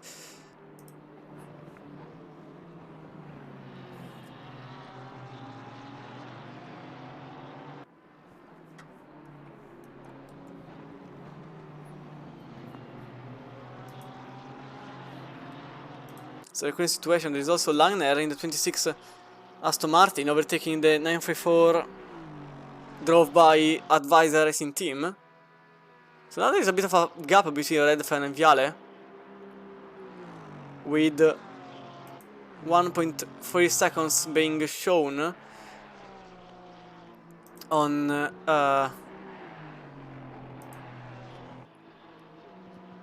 standings. I actually wanted to stay here with Rodger Felgen, as I was speaking about the technical part of this car, because it's also good to do it, even because even if there is this battle up here, which is 518 and Advisor Racing Team. So this is the battle between Riptech Racing and Karner for 14th place, with 3 seconds behind his plus for the Mission Spino. But as I was saying about the Lamborghini, the new one, it's quite interesting, also because as Burder made the overtake there,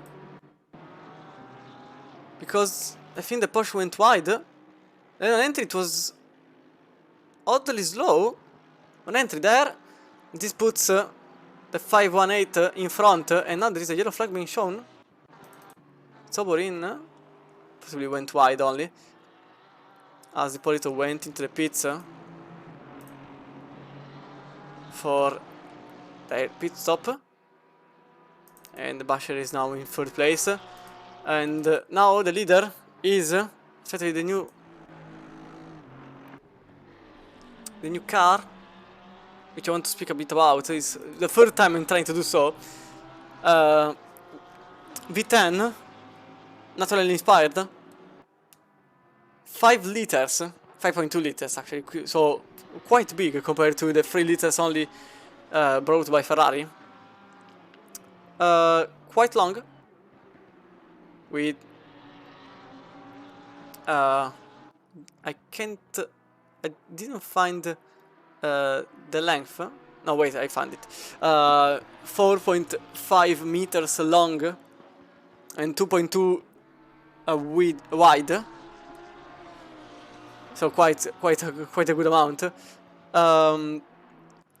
Brakes, what about the brakes? They are enormous. 380 millimeters in the front, 355 in the back. 6 pistons in the front and 4 in the back. And the pads, 34 millimeters in the front and 32 in the back of the car. So definitely something quite technical there. And tires are 325 millimeters wide.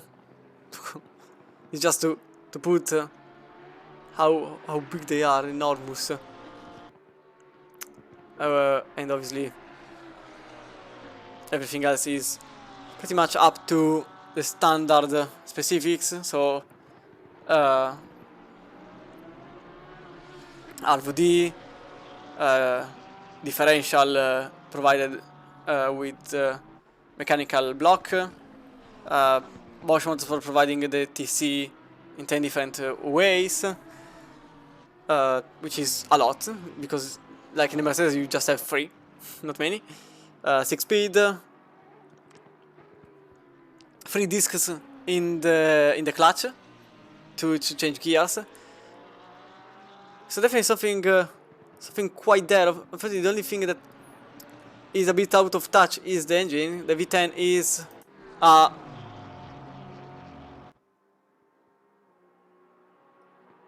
I just witnessed a murder.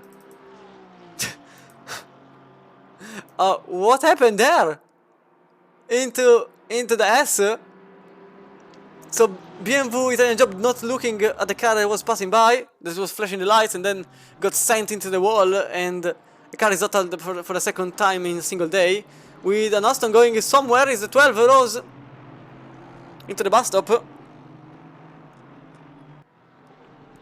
and colliding with the Astro racing team. Aston Martin was passing by, and also half a second away from the 518. Riptech Racing is the 202 still trying to get back to a position of relevance, at the very least. Currently they are in 14th place, a lap behind the leader, as Scanner goes into the pits. So not really the best place, considering their pace was basically a winning one, with a very, very lengthy pit. They've been in the pits for 1 minute and 32, and I doubt it was to change the tires. I think it was all damage. With the incident that happened 41 minutes ago, and the 18 is off! No, into the pits. Every time yellow flags being shown, and it's always the same. So it's just a pit happening.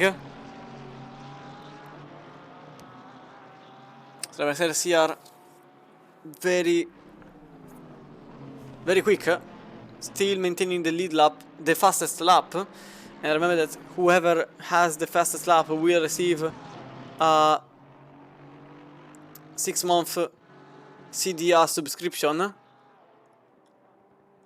that they can use. So for now they already have it because of the pole position, but they may have a second one. So basically a 1-year subscription to Cage Dave Academy. And remember that the stream is also sponsored by our partners. We have Simtrader, sponsor of the event, because this is effectively the 24-hour Watkins time brought to you by Simtrader. So what's Simtrader? Effectively, do you know what's a usual marketplace, whether it's for your daily life products or anything else? Well, Simtrader is just for the sim racing community, so you can find only what you need to upgrade your sim racing experience. So you find rigs, you find wheels, wheelbases, pedals, cables, and everything in between. So if you need to upgrade, whether you're in a G29 or in a Fanatec, you can find everything there. And then, while you are looking at the right part of your screen, there is a QR code that's for sim stuff, which brings you to a link where you can be directed to the website. Sim stuff provides you with all the tools needed to become an expert in the sim racing world, whether it's for a league or just for racing. You can find everything you need on their website, and feel free to check it out. And also all the partners below.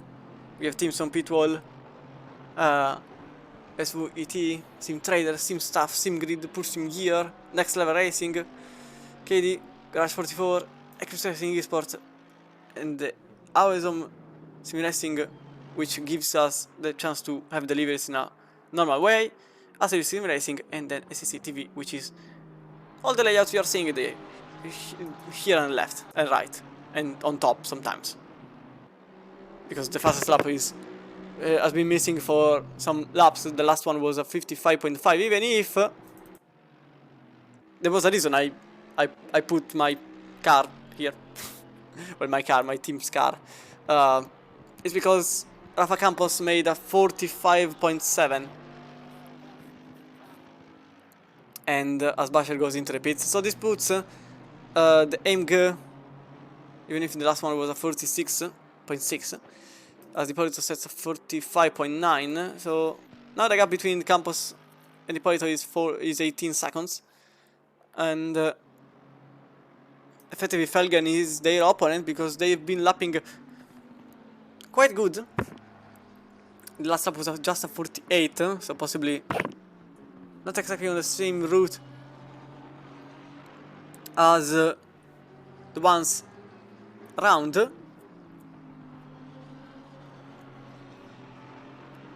But remember, they were starting last.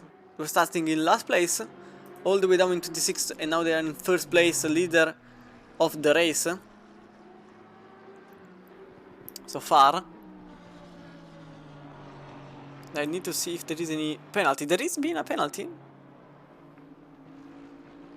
Which... okay. I think... it was indeed. So Aston number 166 has been handed a 15-second penalty and 3 points for dangerous driving, effectively.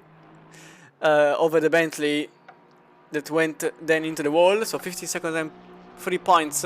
Same penalty that was handed to Scala Lovering Lamborghini.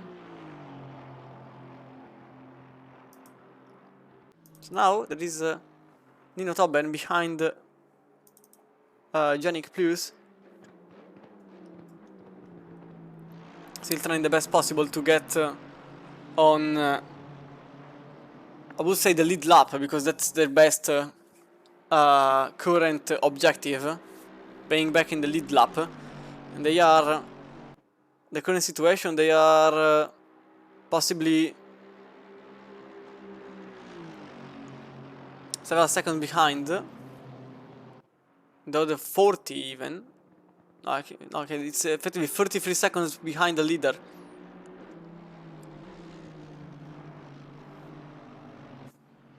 So they need to get back at least to those 44 seconds. That will put them in the lead lap, at the very least.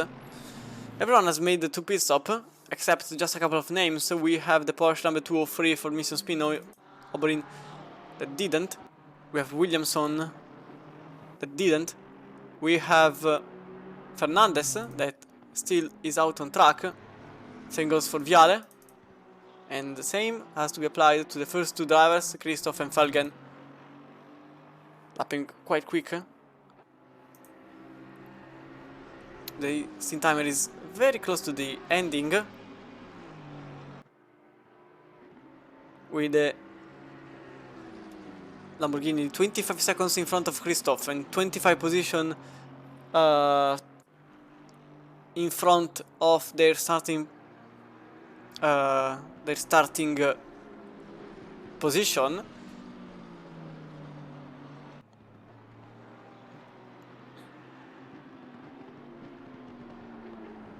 And consider that they stayed in the pits 45 seconds more than the usual because of the penalty and the damage.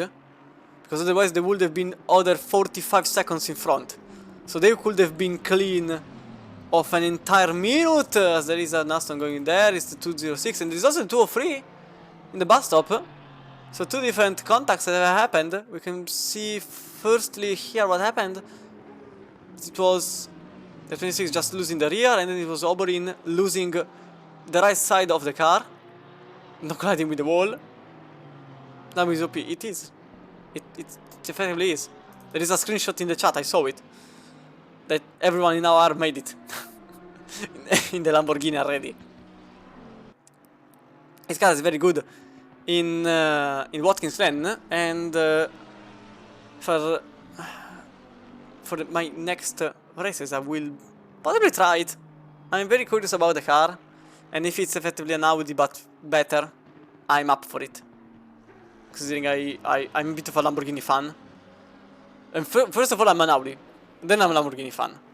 So that's why next year is going to be quite good for me, considering Finally I have a team in LMDH that can fight.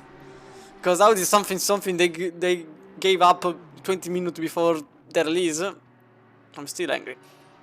But next year it's going to be Romain Grosjean, Daniel Kvyat. Oh wait, I know it by nearly by memory. Oh god, I know it. I'm missing two. Daniel Kvyat, Romain Grosjean.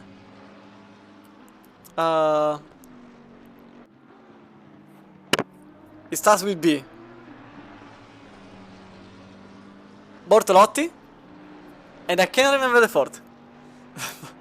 I can't remember the fourth one.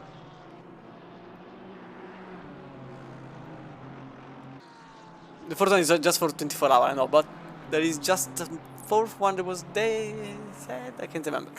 But this will be the lineup for the usual lineup, so Daniel Kvyat, Romain Grosjean, and Bortolotti, usual driver in the Lamborghini hemisphere. While the BMW is off, the number 80, not finding the grip anymore and losing the position number 2. But here it's more indicative to what happened. So they go in the corner. Oh, there's been a contact there. Yes, it's definitely been the 737 taking out the 80. I want to see it back from the helicam. There was a contact. I can't see it. There was definitely a contact between the two drivers.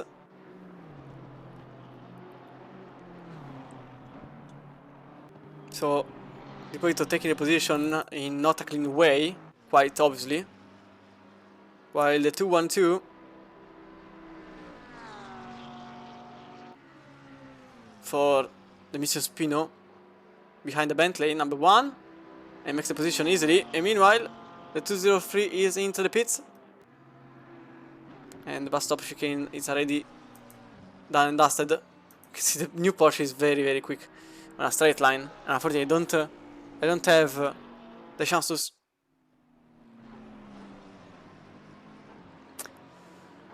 Why the game has to make the explosion sound in every endurance? I hate it. Luckily, the headset weren't fully blasting. But Zompel clearly made it quite obvious that the new Porsche has a very good state and speed compared to the earlier version that was having the same speed as a GT4 car.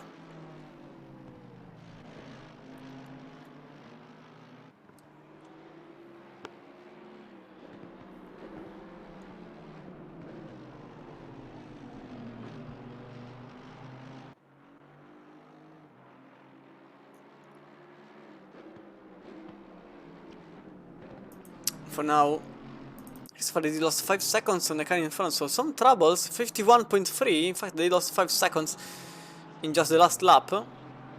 And currently heading towards the end of their stint. But as the time passes by, obviously, positions are getting clearer and clearer. As currently Rivera in the 387 is in front of the FRL Porsche.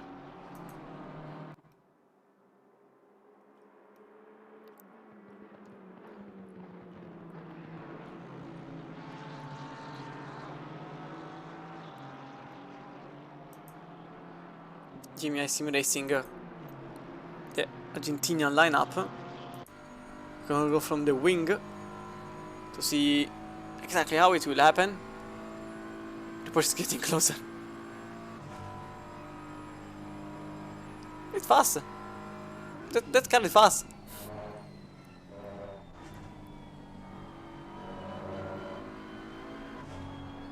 You can see it's already behind the BMW. And Woodward may have the chance to make it at this particular moment. For now, nothing happens.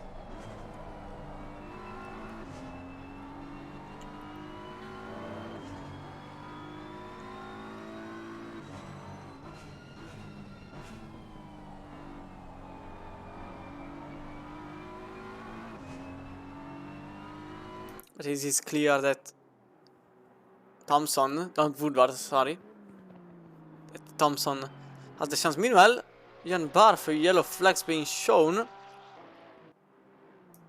is currently undergoing some trouble in the bus stop. The reason is going simply more than wide into it and just cutting across. No problem whatsoever for that Vice Racing team. Meanwhile, Nino Tobin very close to Williamson, that still have to make... no, they already made it. No, they didn't yet. They still have to make their second pit. And Zompel is also extremely close to the car in front. It's Chernikov after their pit.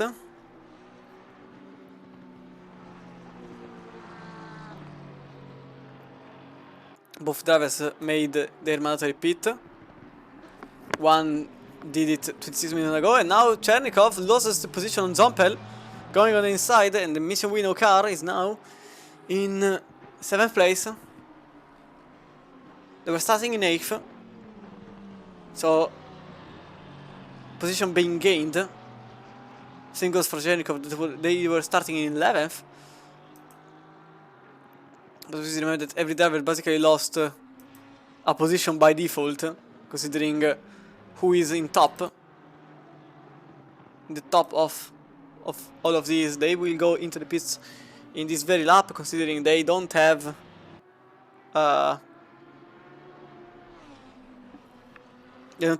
much more seconds.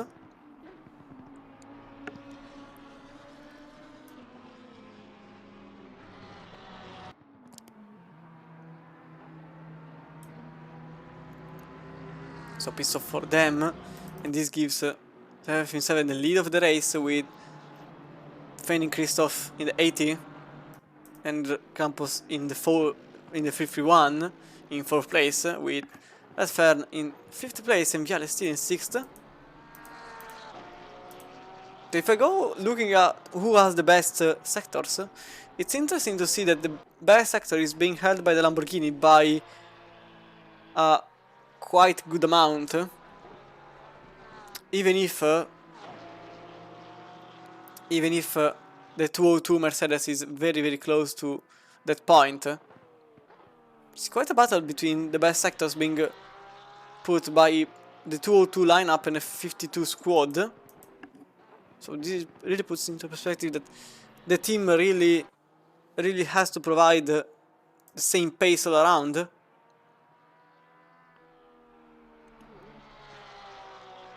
I don't expect many drive-through to happen towards the night and tomorrow's shift. But you can see the gap are quite gapped with Slanina. Slanina still trying to reach Vasilopoulos in the 25 Porsche.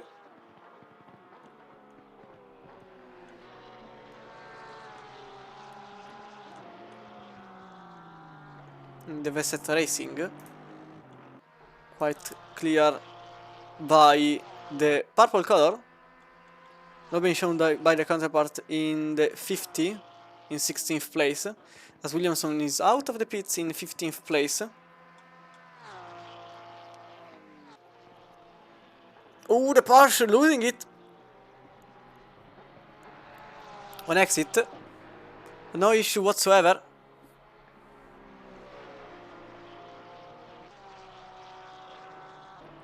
As a driver in the Vesset Racing team, just in front of the other Porsche, number 19. They're lapping into the 48 high. Same goes for the 202, that at this point I think they are only driving for the fastest lap.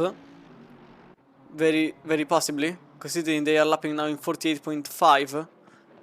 And their race is mostly uphill.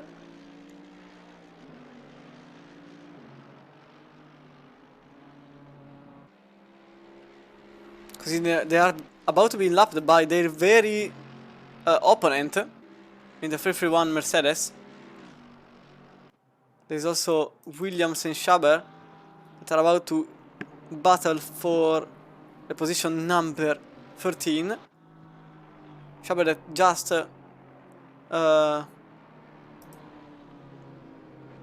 just went out of pits, and in fact they make the overtake quite easily into 11, or into 10, then goes into 11 rather. And there is a yellow flag.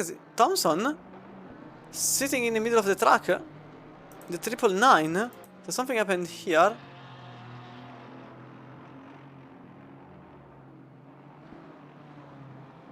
I don't understand what happened there. I am very surprised by the fact that the car stopped in the middle of the racetrack. And Salanina, yellow flags being shown in the bus stop. I know what happened, but I want to see it to be certain. Oh, definitely into the curb and into the wall they went. So huge damage for the 19 lineup.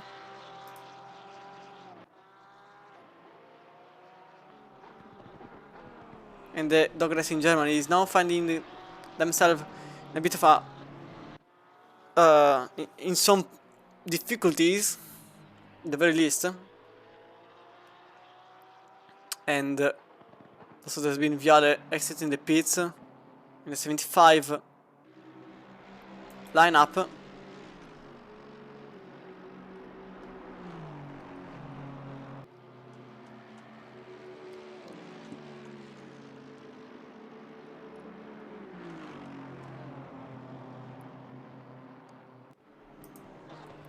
Aurus Factory racing just in front of the German team, number 518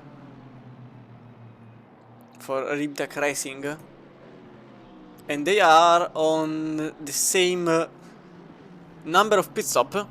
The difference is that one of them has already 31 minutes in their tires, while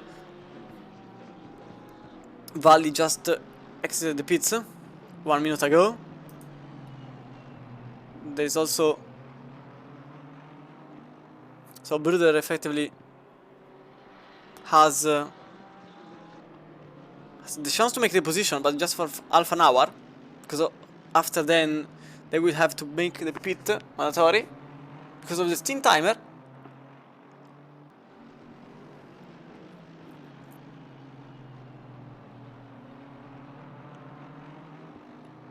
There's also the fact that we can go from Valli's point of view for the Aurus Factory.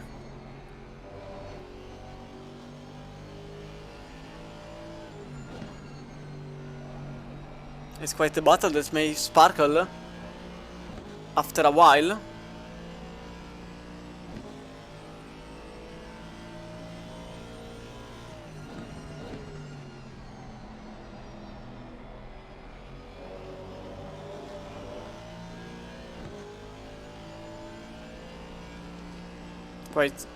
Quite quick the BMW compared to the Aston, considering the quickest lap being set by Valli is a 48.4 added by the Aurus Factory, while Ribtech Racing made a 48.2. I do not know if it was made by the same drivers that are now driving the car or not, while Tobin is into the wall. For the Astro Racing team, possibly the best beautiful in the whole the best livery in the whole field. Step into the wall. A very brief one. Nothing to get too scared about. And now there's been also the quickest lap being set by the 203 lineup. Markus Schaber sets 46.6 and the 792 lineup with Longden setting a 47.1. Both drivers made their best team best. The Aston 792.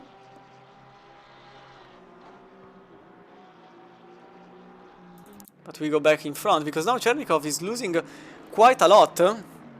He has been lapping very slow. 53.6 was the last lap.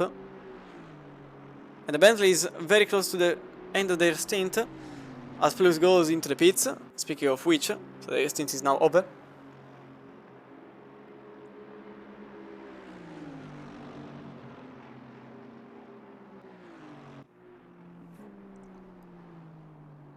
With the Bentley.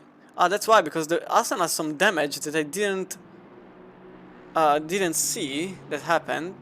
Possibly some yellow flags that were showed, and I simply missed them.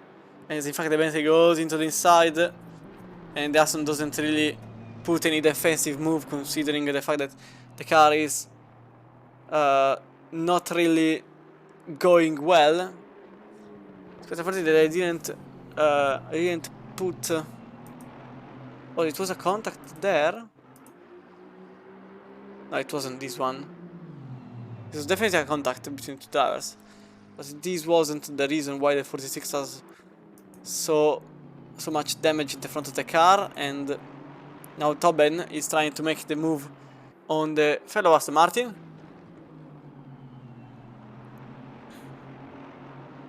Number 18 trying to get in front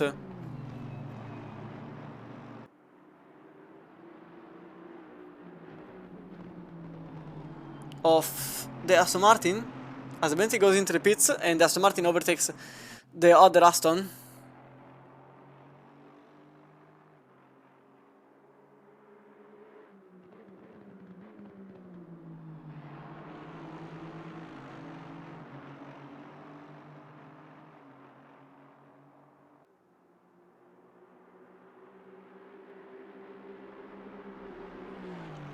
At the current state,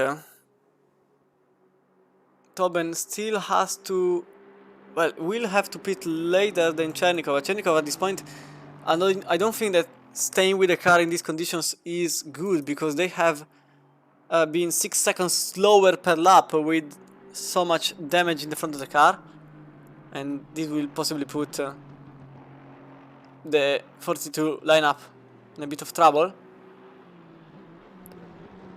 I still want to apologize because I didn't put into the screen what exactly happened to the 42.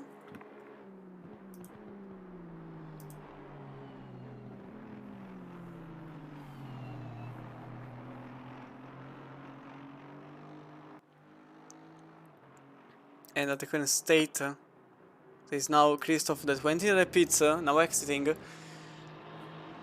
at the lap number 6. It wasn't made on purpose. The lap 69.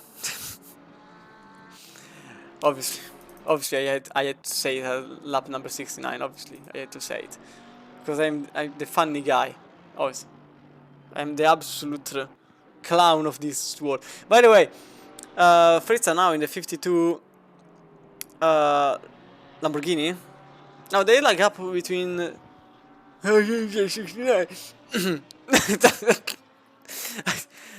Please don't clip this.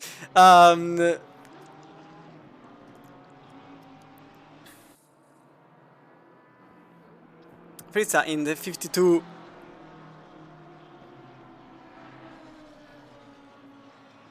Lamborghini, now 50 seconds away from P1, and their last laps weren't so great. 47.1 was the last one, 47.1 even this one, and effectively up in front are running a bit quicker, so I think that their effective Joker card is Skyler Lovering, that was setting phenomenal laps. I want to see. Okay. Greetings, everyone. Effectively, I didn't check for some time. In 10 minutes, there is the rain. Haha. So, rain in 10 minutes. Another Brizzle. Very likely. Or maybe not. Wait a second. Wait. It isn't.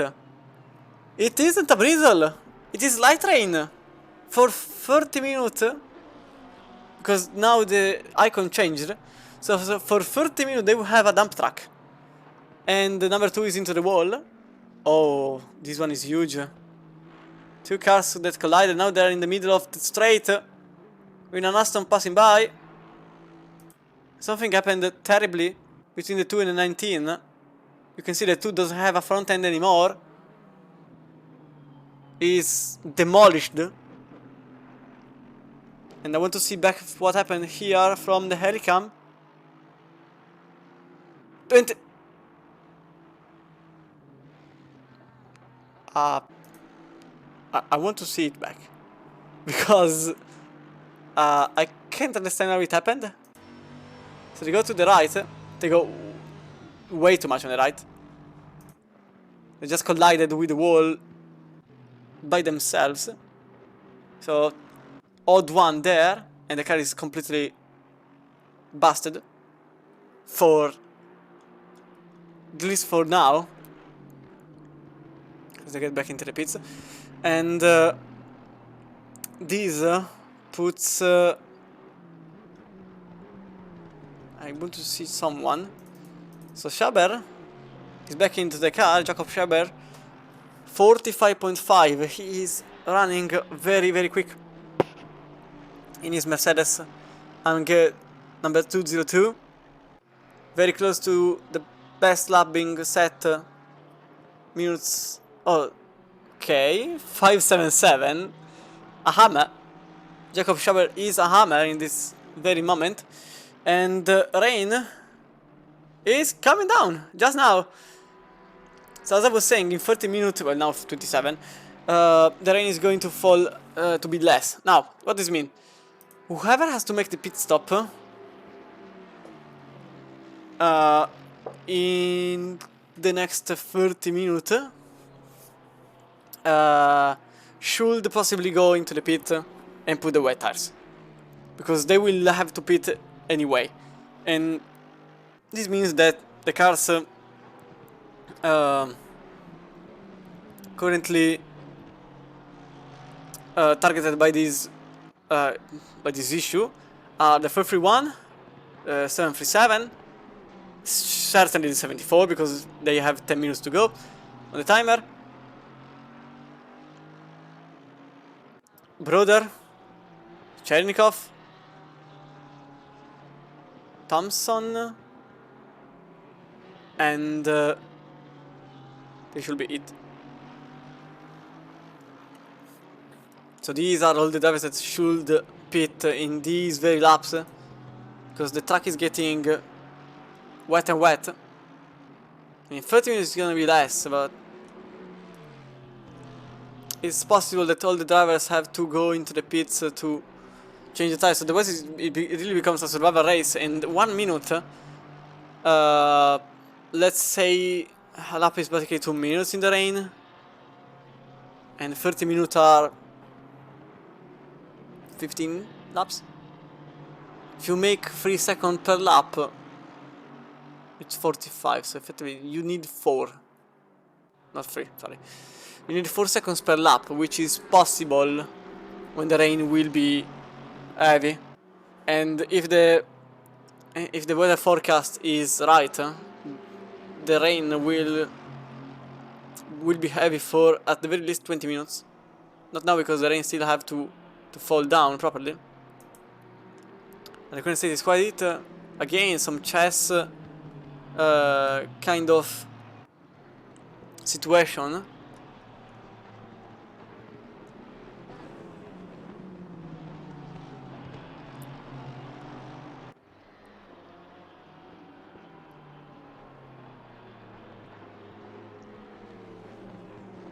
Now Jakob Schaber goes ahead of the 792 as the rain 42 into the pits. They go for obvious reasons, and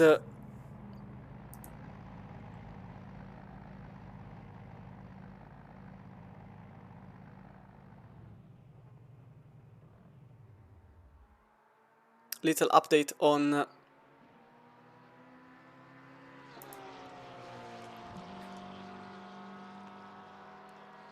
the situation regarding number 2. They are still in the pits with several minutes of damage brought to the car.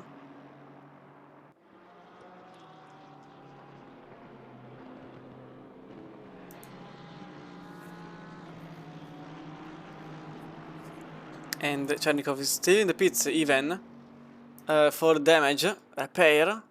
So many cars went into the pits for damage repair as 50 is spinning into the bus stop. They were starting in 4th place, remember. And I think the rain is not playing it nice for them. As Italian job passes by. The 180 BMW.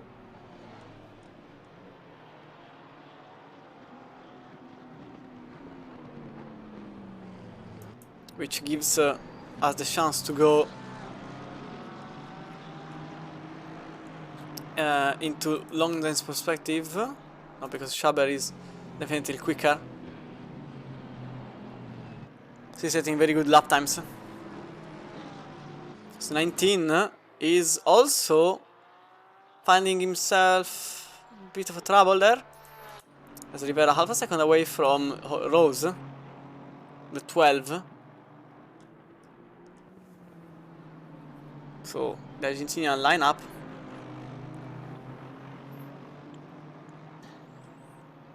Is trying the best possible to get into 20th place and overtaking the number 12, which doesn't have a livery. So each time is a bit difficult to understand which one it is, but it's Leroy Wololo. What a name. And the BMW is trying to overtake it, but for now it doesn't happen. As a matter of fact. So let me see if there are more penalties. And the answer is maybe not.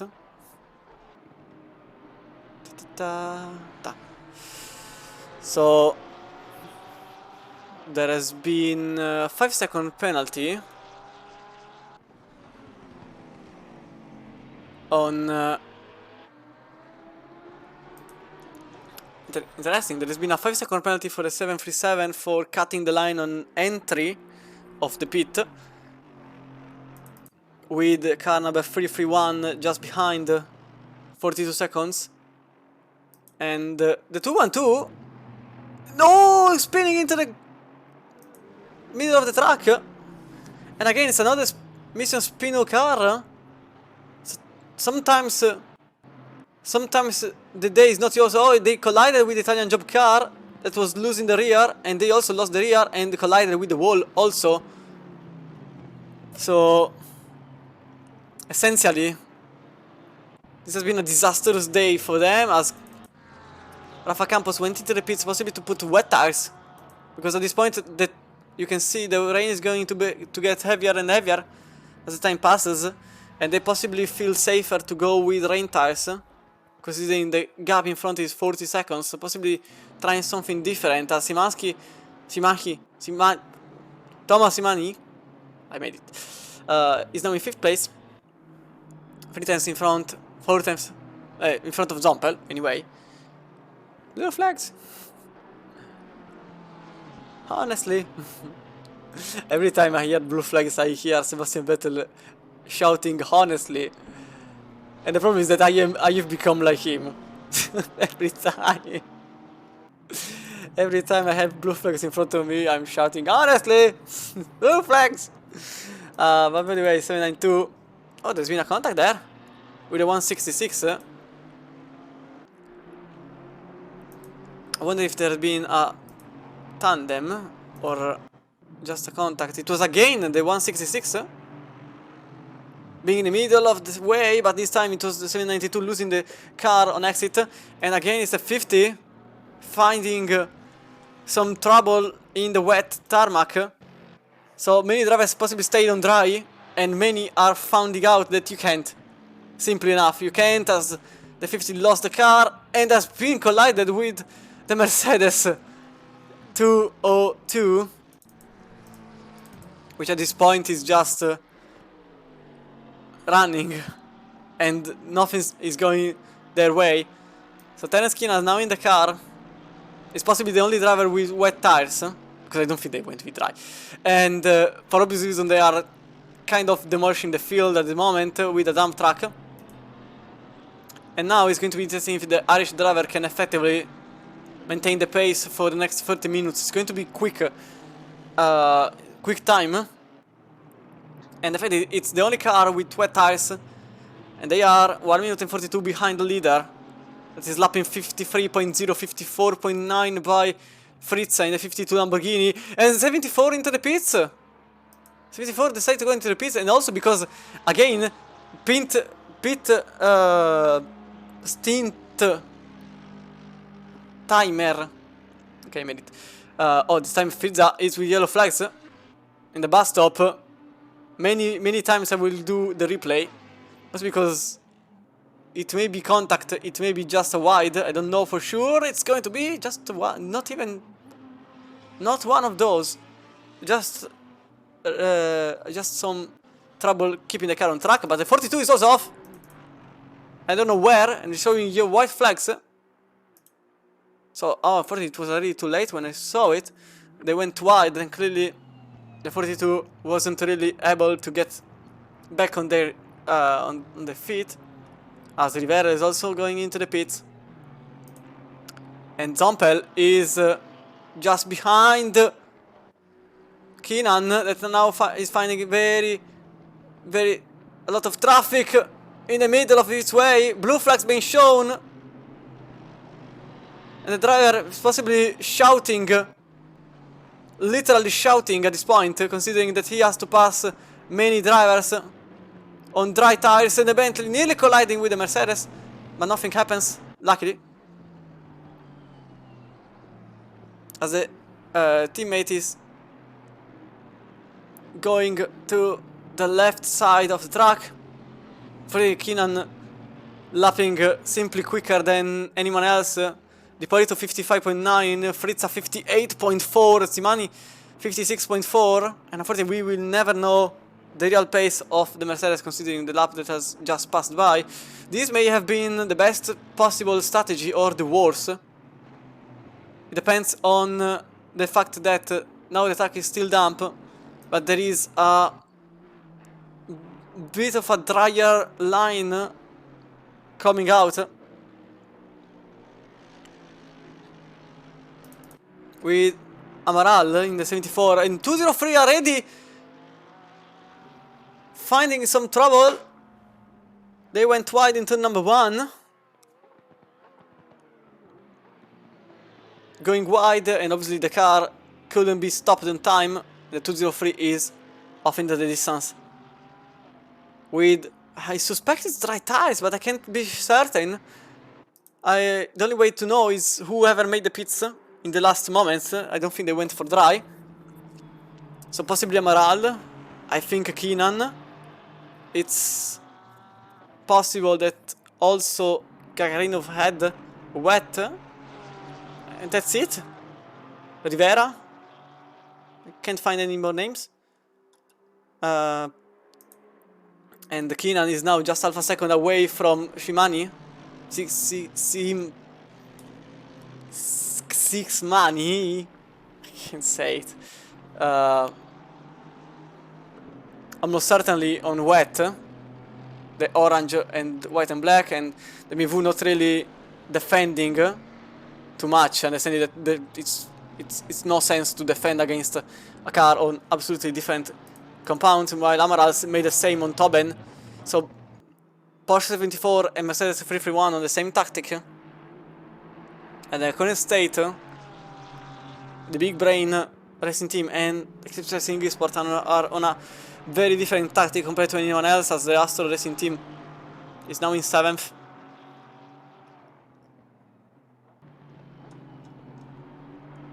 So last lap for Tobin was a 59.2. Last lap for Amaral was a 46.7, so not, for obvious reason, it was an out lap. And this will possibly be the only first lap we will see. The track is effectively wet. It's not even damp anymore, it's wet, completely wet. And drivers are possibly finding a very hard time at this condition. We'll go with possibly Frizza, the splitter. They are with dry tires, almost, well, 100% they are on dry tires. traction control on what I think it is maximum.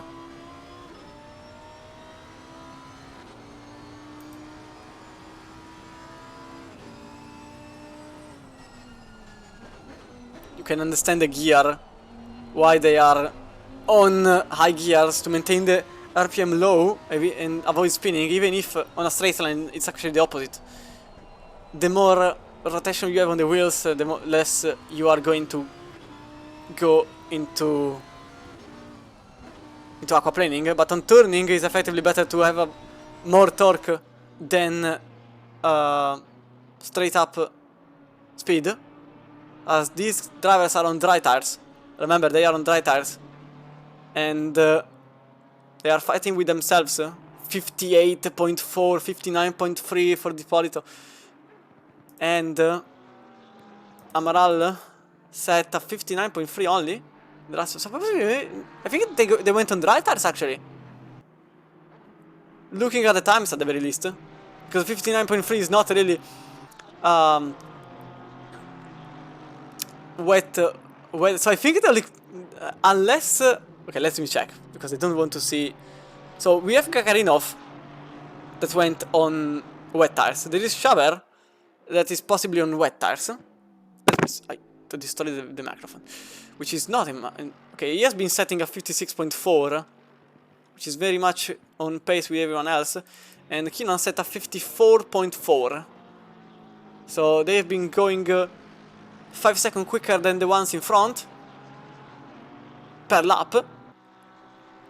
Let's make 4, to be honest, as Fritza went with a 58.4, and same goes for Dipolito in front of the race. Yeah, Amaral setting a 59.3. So Tobin with 2 minutes. Okay, I really think that Amaral went with dry tires, so not entirely sure which tactic is the correct one. 5 seconds a lap, and if the weather stays like this for at least 20 minutes, it's going to be 10 laps, so 50 seconds. So an entire pit stop. And they would effectively be back at their starting point. But they will have better tires maybe at the end, as Basher and Bruder change places. Pit lane penalty to car 26. I suspect that I have through. Penalty. Because it's just pit lane, but I don't know which one it was. Oh, there's been a stop and go. Ian Barf. Stop and go penalty for speeding in the pit lane. For Ian Barf. 30 seconds. Stop and go. So the first effective penalty that I, at least the one that I saw. As current situation, 53.8 being set by Terence Keenan. He is going 6 seconds per lap quicker than anyone else in these conditions. And 80 into the wall they went! Effectively, the worst scenario for whoever is on dry tires is this one, which is losing the car. They were going on the very wet path and also collided with the Porsche that was on the outside, and then collided with the wall. So Simansky, Ximani, I can't say it. Ximani, I think it is. Went into the wall, so front end damage now for the I said every single car except the correct one. For the Bimbu, for the GT3 Masters.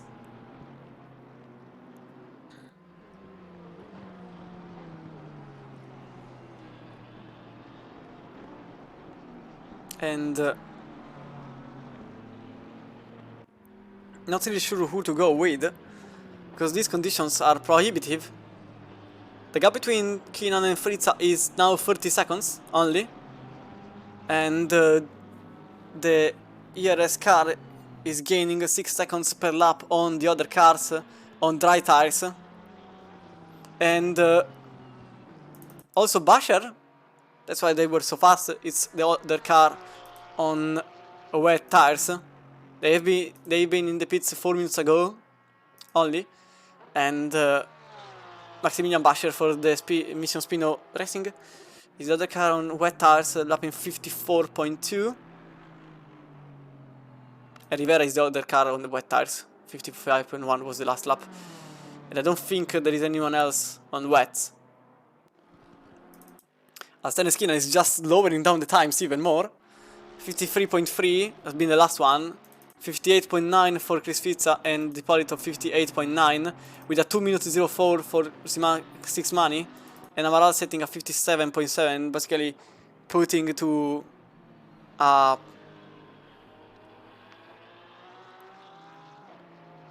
conclusion the discussion about tires he was on. So he is on dry tires. Valestilopoulos and Holloway gapping and lapping for 18th place. Oh, Holloway is not anymore as he goes wide. The best at racing. He loses a second and a half. So the current state, looking around some drivers. So we have Basher lapping 54.2 now, which is 2 seconds away from Valli. And the current state he will get on Valli in a quarter two. Oh, there is a car going into the wall there. Not even a replay is needed. Because the 50 went straight on into the wall. So damage for them. As I was saying, there is Slats very close to Schaber in front, having trouble in his car. The other Porsche, the sister car in the 212, is actually going 53.1. So 5 seconds a lap quicker than Valli. So as it stands, he will reach Valli in turn 4, more or less. Oh, 999 into the pits. Gaganivov trying to overtake Tomatic. And there's also the battle still going here. As a matter of fact, Basher is now about to overtake Valli in maybe I said the... Oh no, they are in 6. 2 turns away. But Valli defends the line. Oh, okay, it doesn't really. And the Porsche passes by without a real issue. Then there is Rivera, who is actually a minute behind Holloway. So they are effectively running against the clock. There is Gagarinov, but they are 41 seconds behind Longden. They just overtook Tomasic for 14th place. And then there is Terence Keenan in 3rd place for the Eclipse Racing Esport, 24 seconds away from Frizza, lapping every single lap 5 seconds quicker. Every driver I mentioned is lapping 5 seconds quicker than the car in front, bear in mind. So the current standing, Keenan will reach Frizza in the next 5 laps. Schaber will reach... Basher will reach Tobin in the next 2 laps. Gakharinov in way more. Bruten is into the pits. Because of stint timer limit. They can't go on anymore. They can't do it. It's just impossible. So they have to go for dry tires for obvious reasons. Because the track is getting dry. And it's going to be very risky. As Lats is now in front of Schaber for 11th place. Blue flag's been shown. And as I was saying, it is Basher going 6 seconds faster than Tobben. So in the next lap he will get into 6th place. Karinov needs 7 to get into Longden. And Rivera needs 4 to get to Burnt in the 999. That should be it.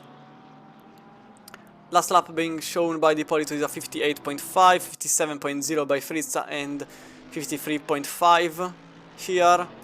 Six Money 57.5. 74 big brain with Amaral driving it in 57.6, 56.9 now. 2 minutes flat for Tobin. Basher with a 53.9, 2 seconds away from his opponent. Valli is 57.5 and Schaber behind is lapping basically the same on the 202 Mercedes. Slats 57.7 and 58.59 flat basically for Schaber. Longden with a 58.4 with a 2 minute 14. So I suspect it's an outlap for, if it is an outlap for Fischer. Gakarinov with a 55 flat. Tomasic with a 02.0, 0.5 for Barf. Vasilopoulos 9.2, 02.6 for Holloway and Burns. As in pit is not counted.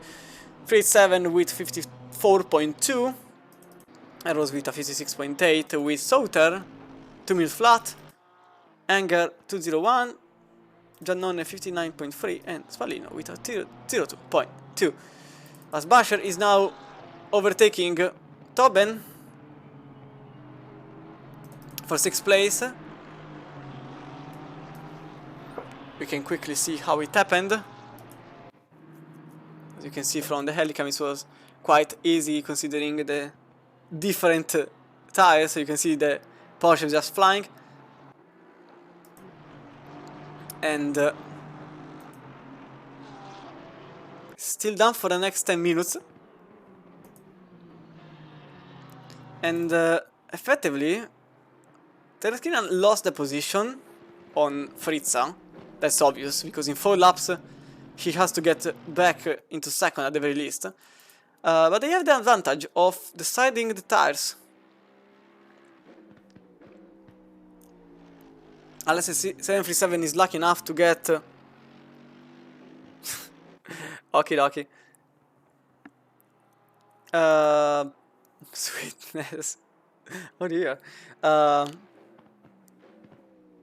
As the gap is now 3 seconds per lap, but they have the advantage of deciding the basically having control over the pit steam timer, unless the Polito can really stretch the tires at the very best. It will be quite a lucky moment for them. Obviously in these conditions it's always a bit difficult as Tereskinan goes into the wet path to cool the tires down as they are overheating. This Irish driver here is very much a future prospect, very young, not even 18, and he has been going quicker and quicker as the months pass by. He's been racing for just 6 months, and now he is already lapping quicker than many more that had several hundred of hours more than him, without too many problems. Actually saying that the driving the car was actually quite easy, even in the very early moments. Now 42 off the track, but no contact with anything.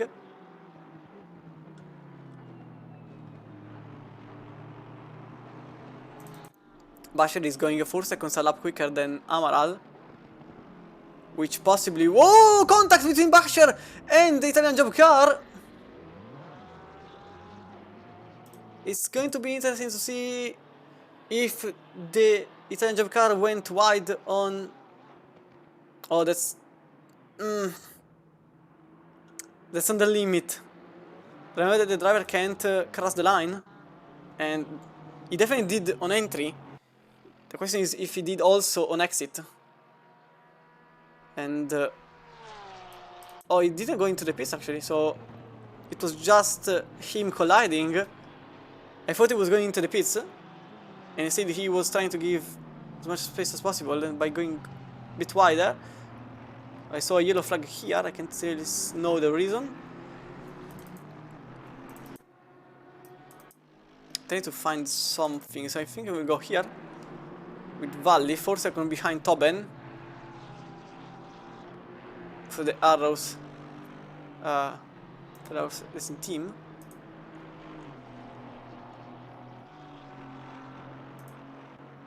Arrows Factory Racing, actually. Wrongfully said their name. Apologies. With Valley driving the car, now 75 is just less than 3.5 seconds, not even 3 seconds away from Tobin. Oh, never mind, he went into the wall! Not by a tiny margin, he didn't. But he is now 6 seconds away from Tobin, so the chase is over, essentially. And Bashir is extremely close to Amaral.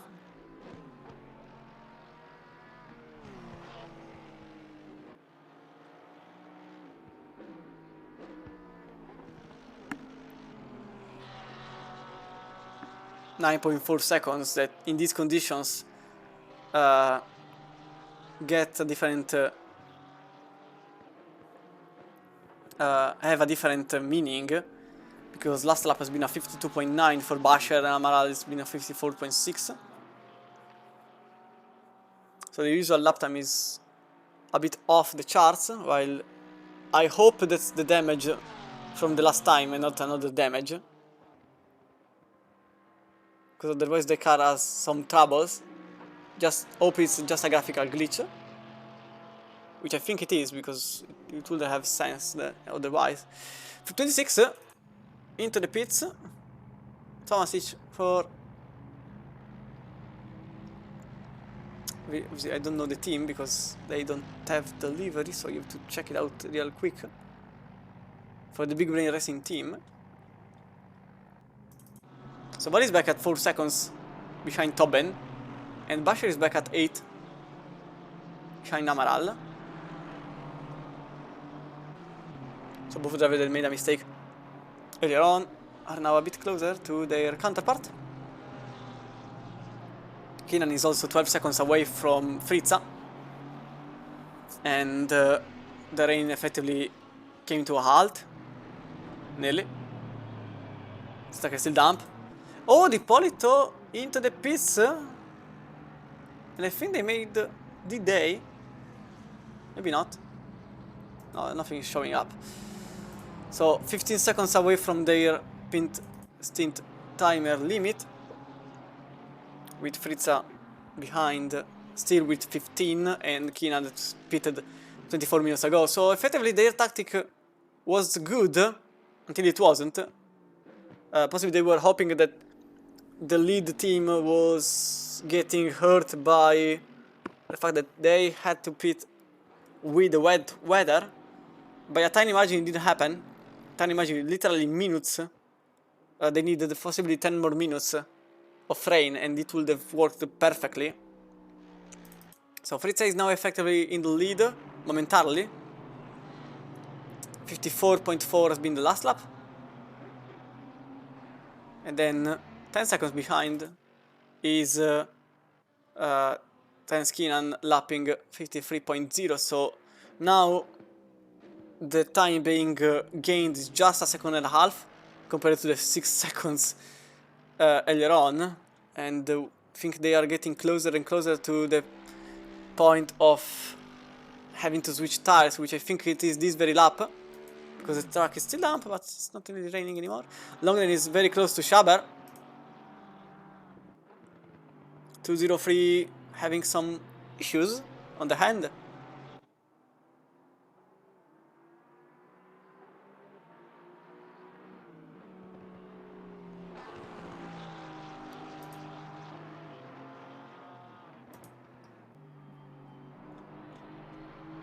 At the current point, it's possible that the Porsche Mission Spino is having some trouble already.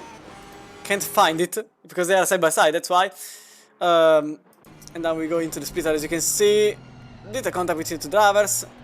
The 792 is in front of the Mission Spino Porsche, now in 12th place.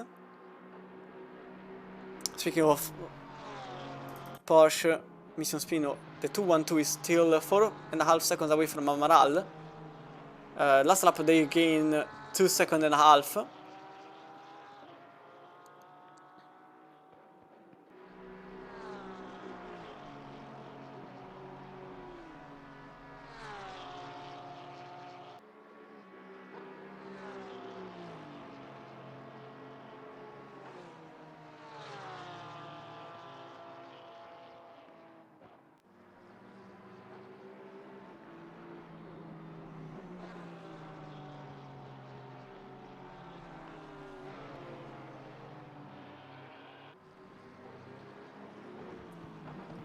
4 seconds is the gap between Amaral and Basher. And there is also Tobin and Valley 3 seconds away, with Fritz and Keenan 10. And I don't think the gap will get lower than that, considering the Keenan is still lapping quicker, but not the quick. 8 times has been the last time. 8 times quicker. While Basher went 2 seconds and a half quicker than Amaral in the last lap. And now they are in 4. With Valley that is just going quicker than Tobin, simply by on pace alone. Tobin has to pit now, or at the very least at the next one, at the next lap. And good afternoon, Chromedex. oh, hello. Hello, I've come to relieve you. I come to free me. Thanks. It's all right. I've been listening for the entire race so far. Did you see me plow into the pit lane? I'm questioning the why. Did you see the car parked in the middle of the track? Yes. And if I was being lapped at the time, and I couldn't move back across the left-hand side of the track because that car was there. I couldn't go down the middle of the track because there was a car parked sideways. So I decided to go for the smallest gap on the right-hand side I could possibly find in one of the biggest cars in ACC. And unfortunately, I misjudged it, and I went straight into the central reservation. Yeah, it was clear that it was a slight miscalculation that led to a car torn apart. Yeah. Yeah, he's torn apart, and so was my pride. So yeah, that was fun. How's the race been for you so far? Sometimes nothing happening, sometimes it has been the most chaotic race ever seen, as now we are looking at hallway going sideways into the bus stop and colliding with 26. They were one after the other. So this is how it goes, even because the rain is effectively playing a huge role into mixing left and right. It seems to run in a pattern just towards the end of the stint. It rains for 20 minutes, and then it's dry for the next 40 minutes. So that rain so far hasn't needed wet tyres. However, this last bout of rain came very, very close to needing full wets and then possibly change into dries. So so far it's interesting. Even because the first first 4 are in completely different tactics, and none of them are going the same way, and I'm trying to understand the tactic from here, which is quite impossible. But by the way, this is James Williams. For who doesn't know, he is just the one and only. Pig pig. I was saying it. I was doing the suspense, kind of presenting to you, like in theater. No. Just try state in there, like my love making. Right. You probably need a nice glass of water and a good rest. You're back on tomorrow morning? Yup. Tomorrow morning. Oh, someone is not in the race anymore. Yeah, No, we've lost one team. I can't figure out who it is. So after all the fun of the fair, we've managed to get 26 cars in originally, and now we've got 25 cars remaining. So yeah, it's a fun race. Yeah, Petit. So we'll go with a lap with the leader currently, while we set up the switch, and everything will come back after this lap. Cool beans.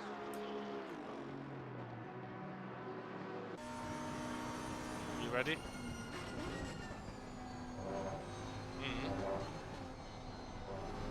Yeah.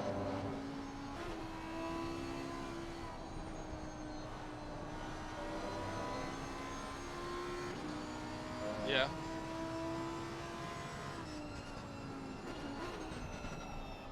Yeah, so you want me to do that one as well? Yeah, I'm doing the...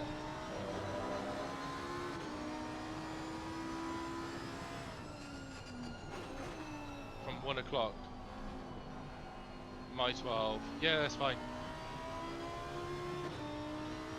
Yeah, so I'll go James/Chromedix. So you pick up from 12 o'clock like the original plan, yeah?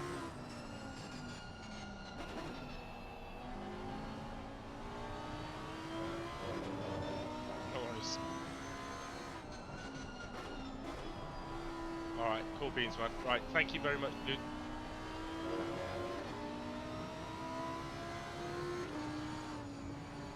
I'm with the leader from chase cam at the moment. So right, not chase cam, TV cam. Sorry. All right,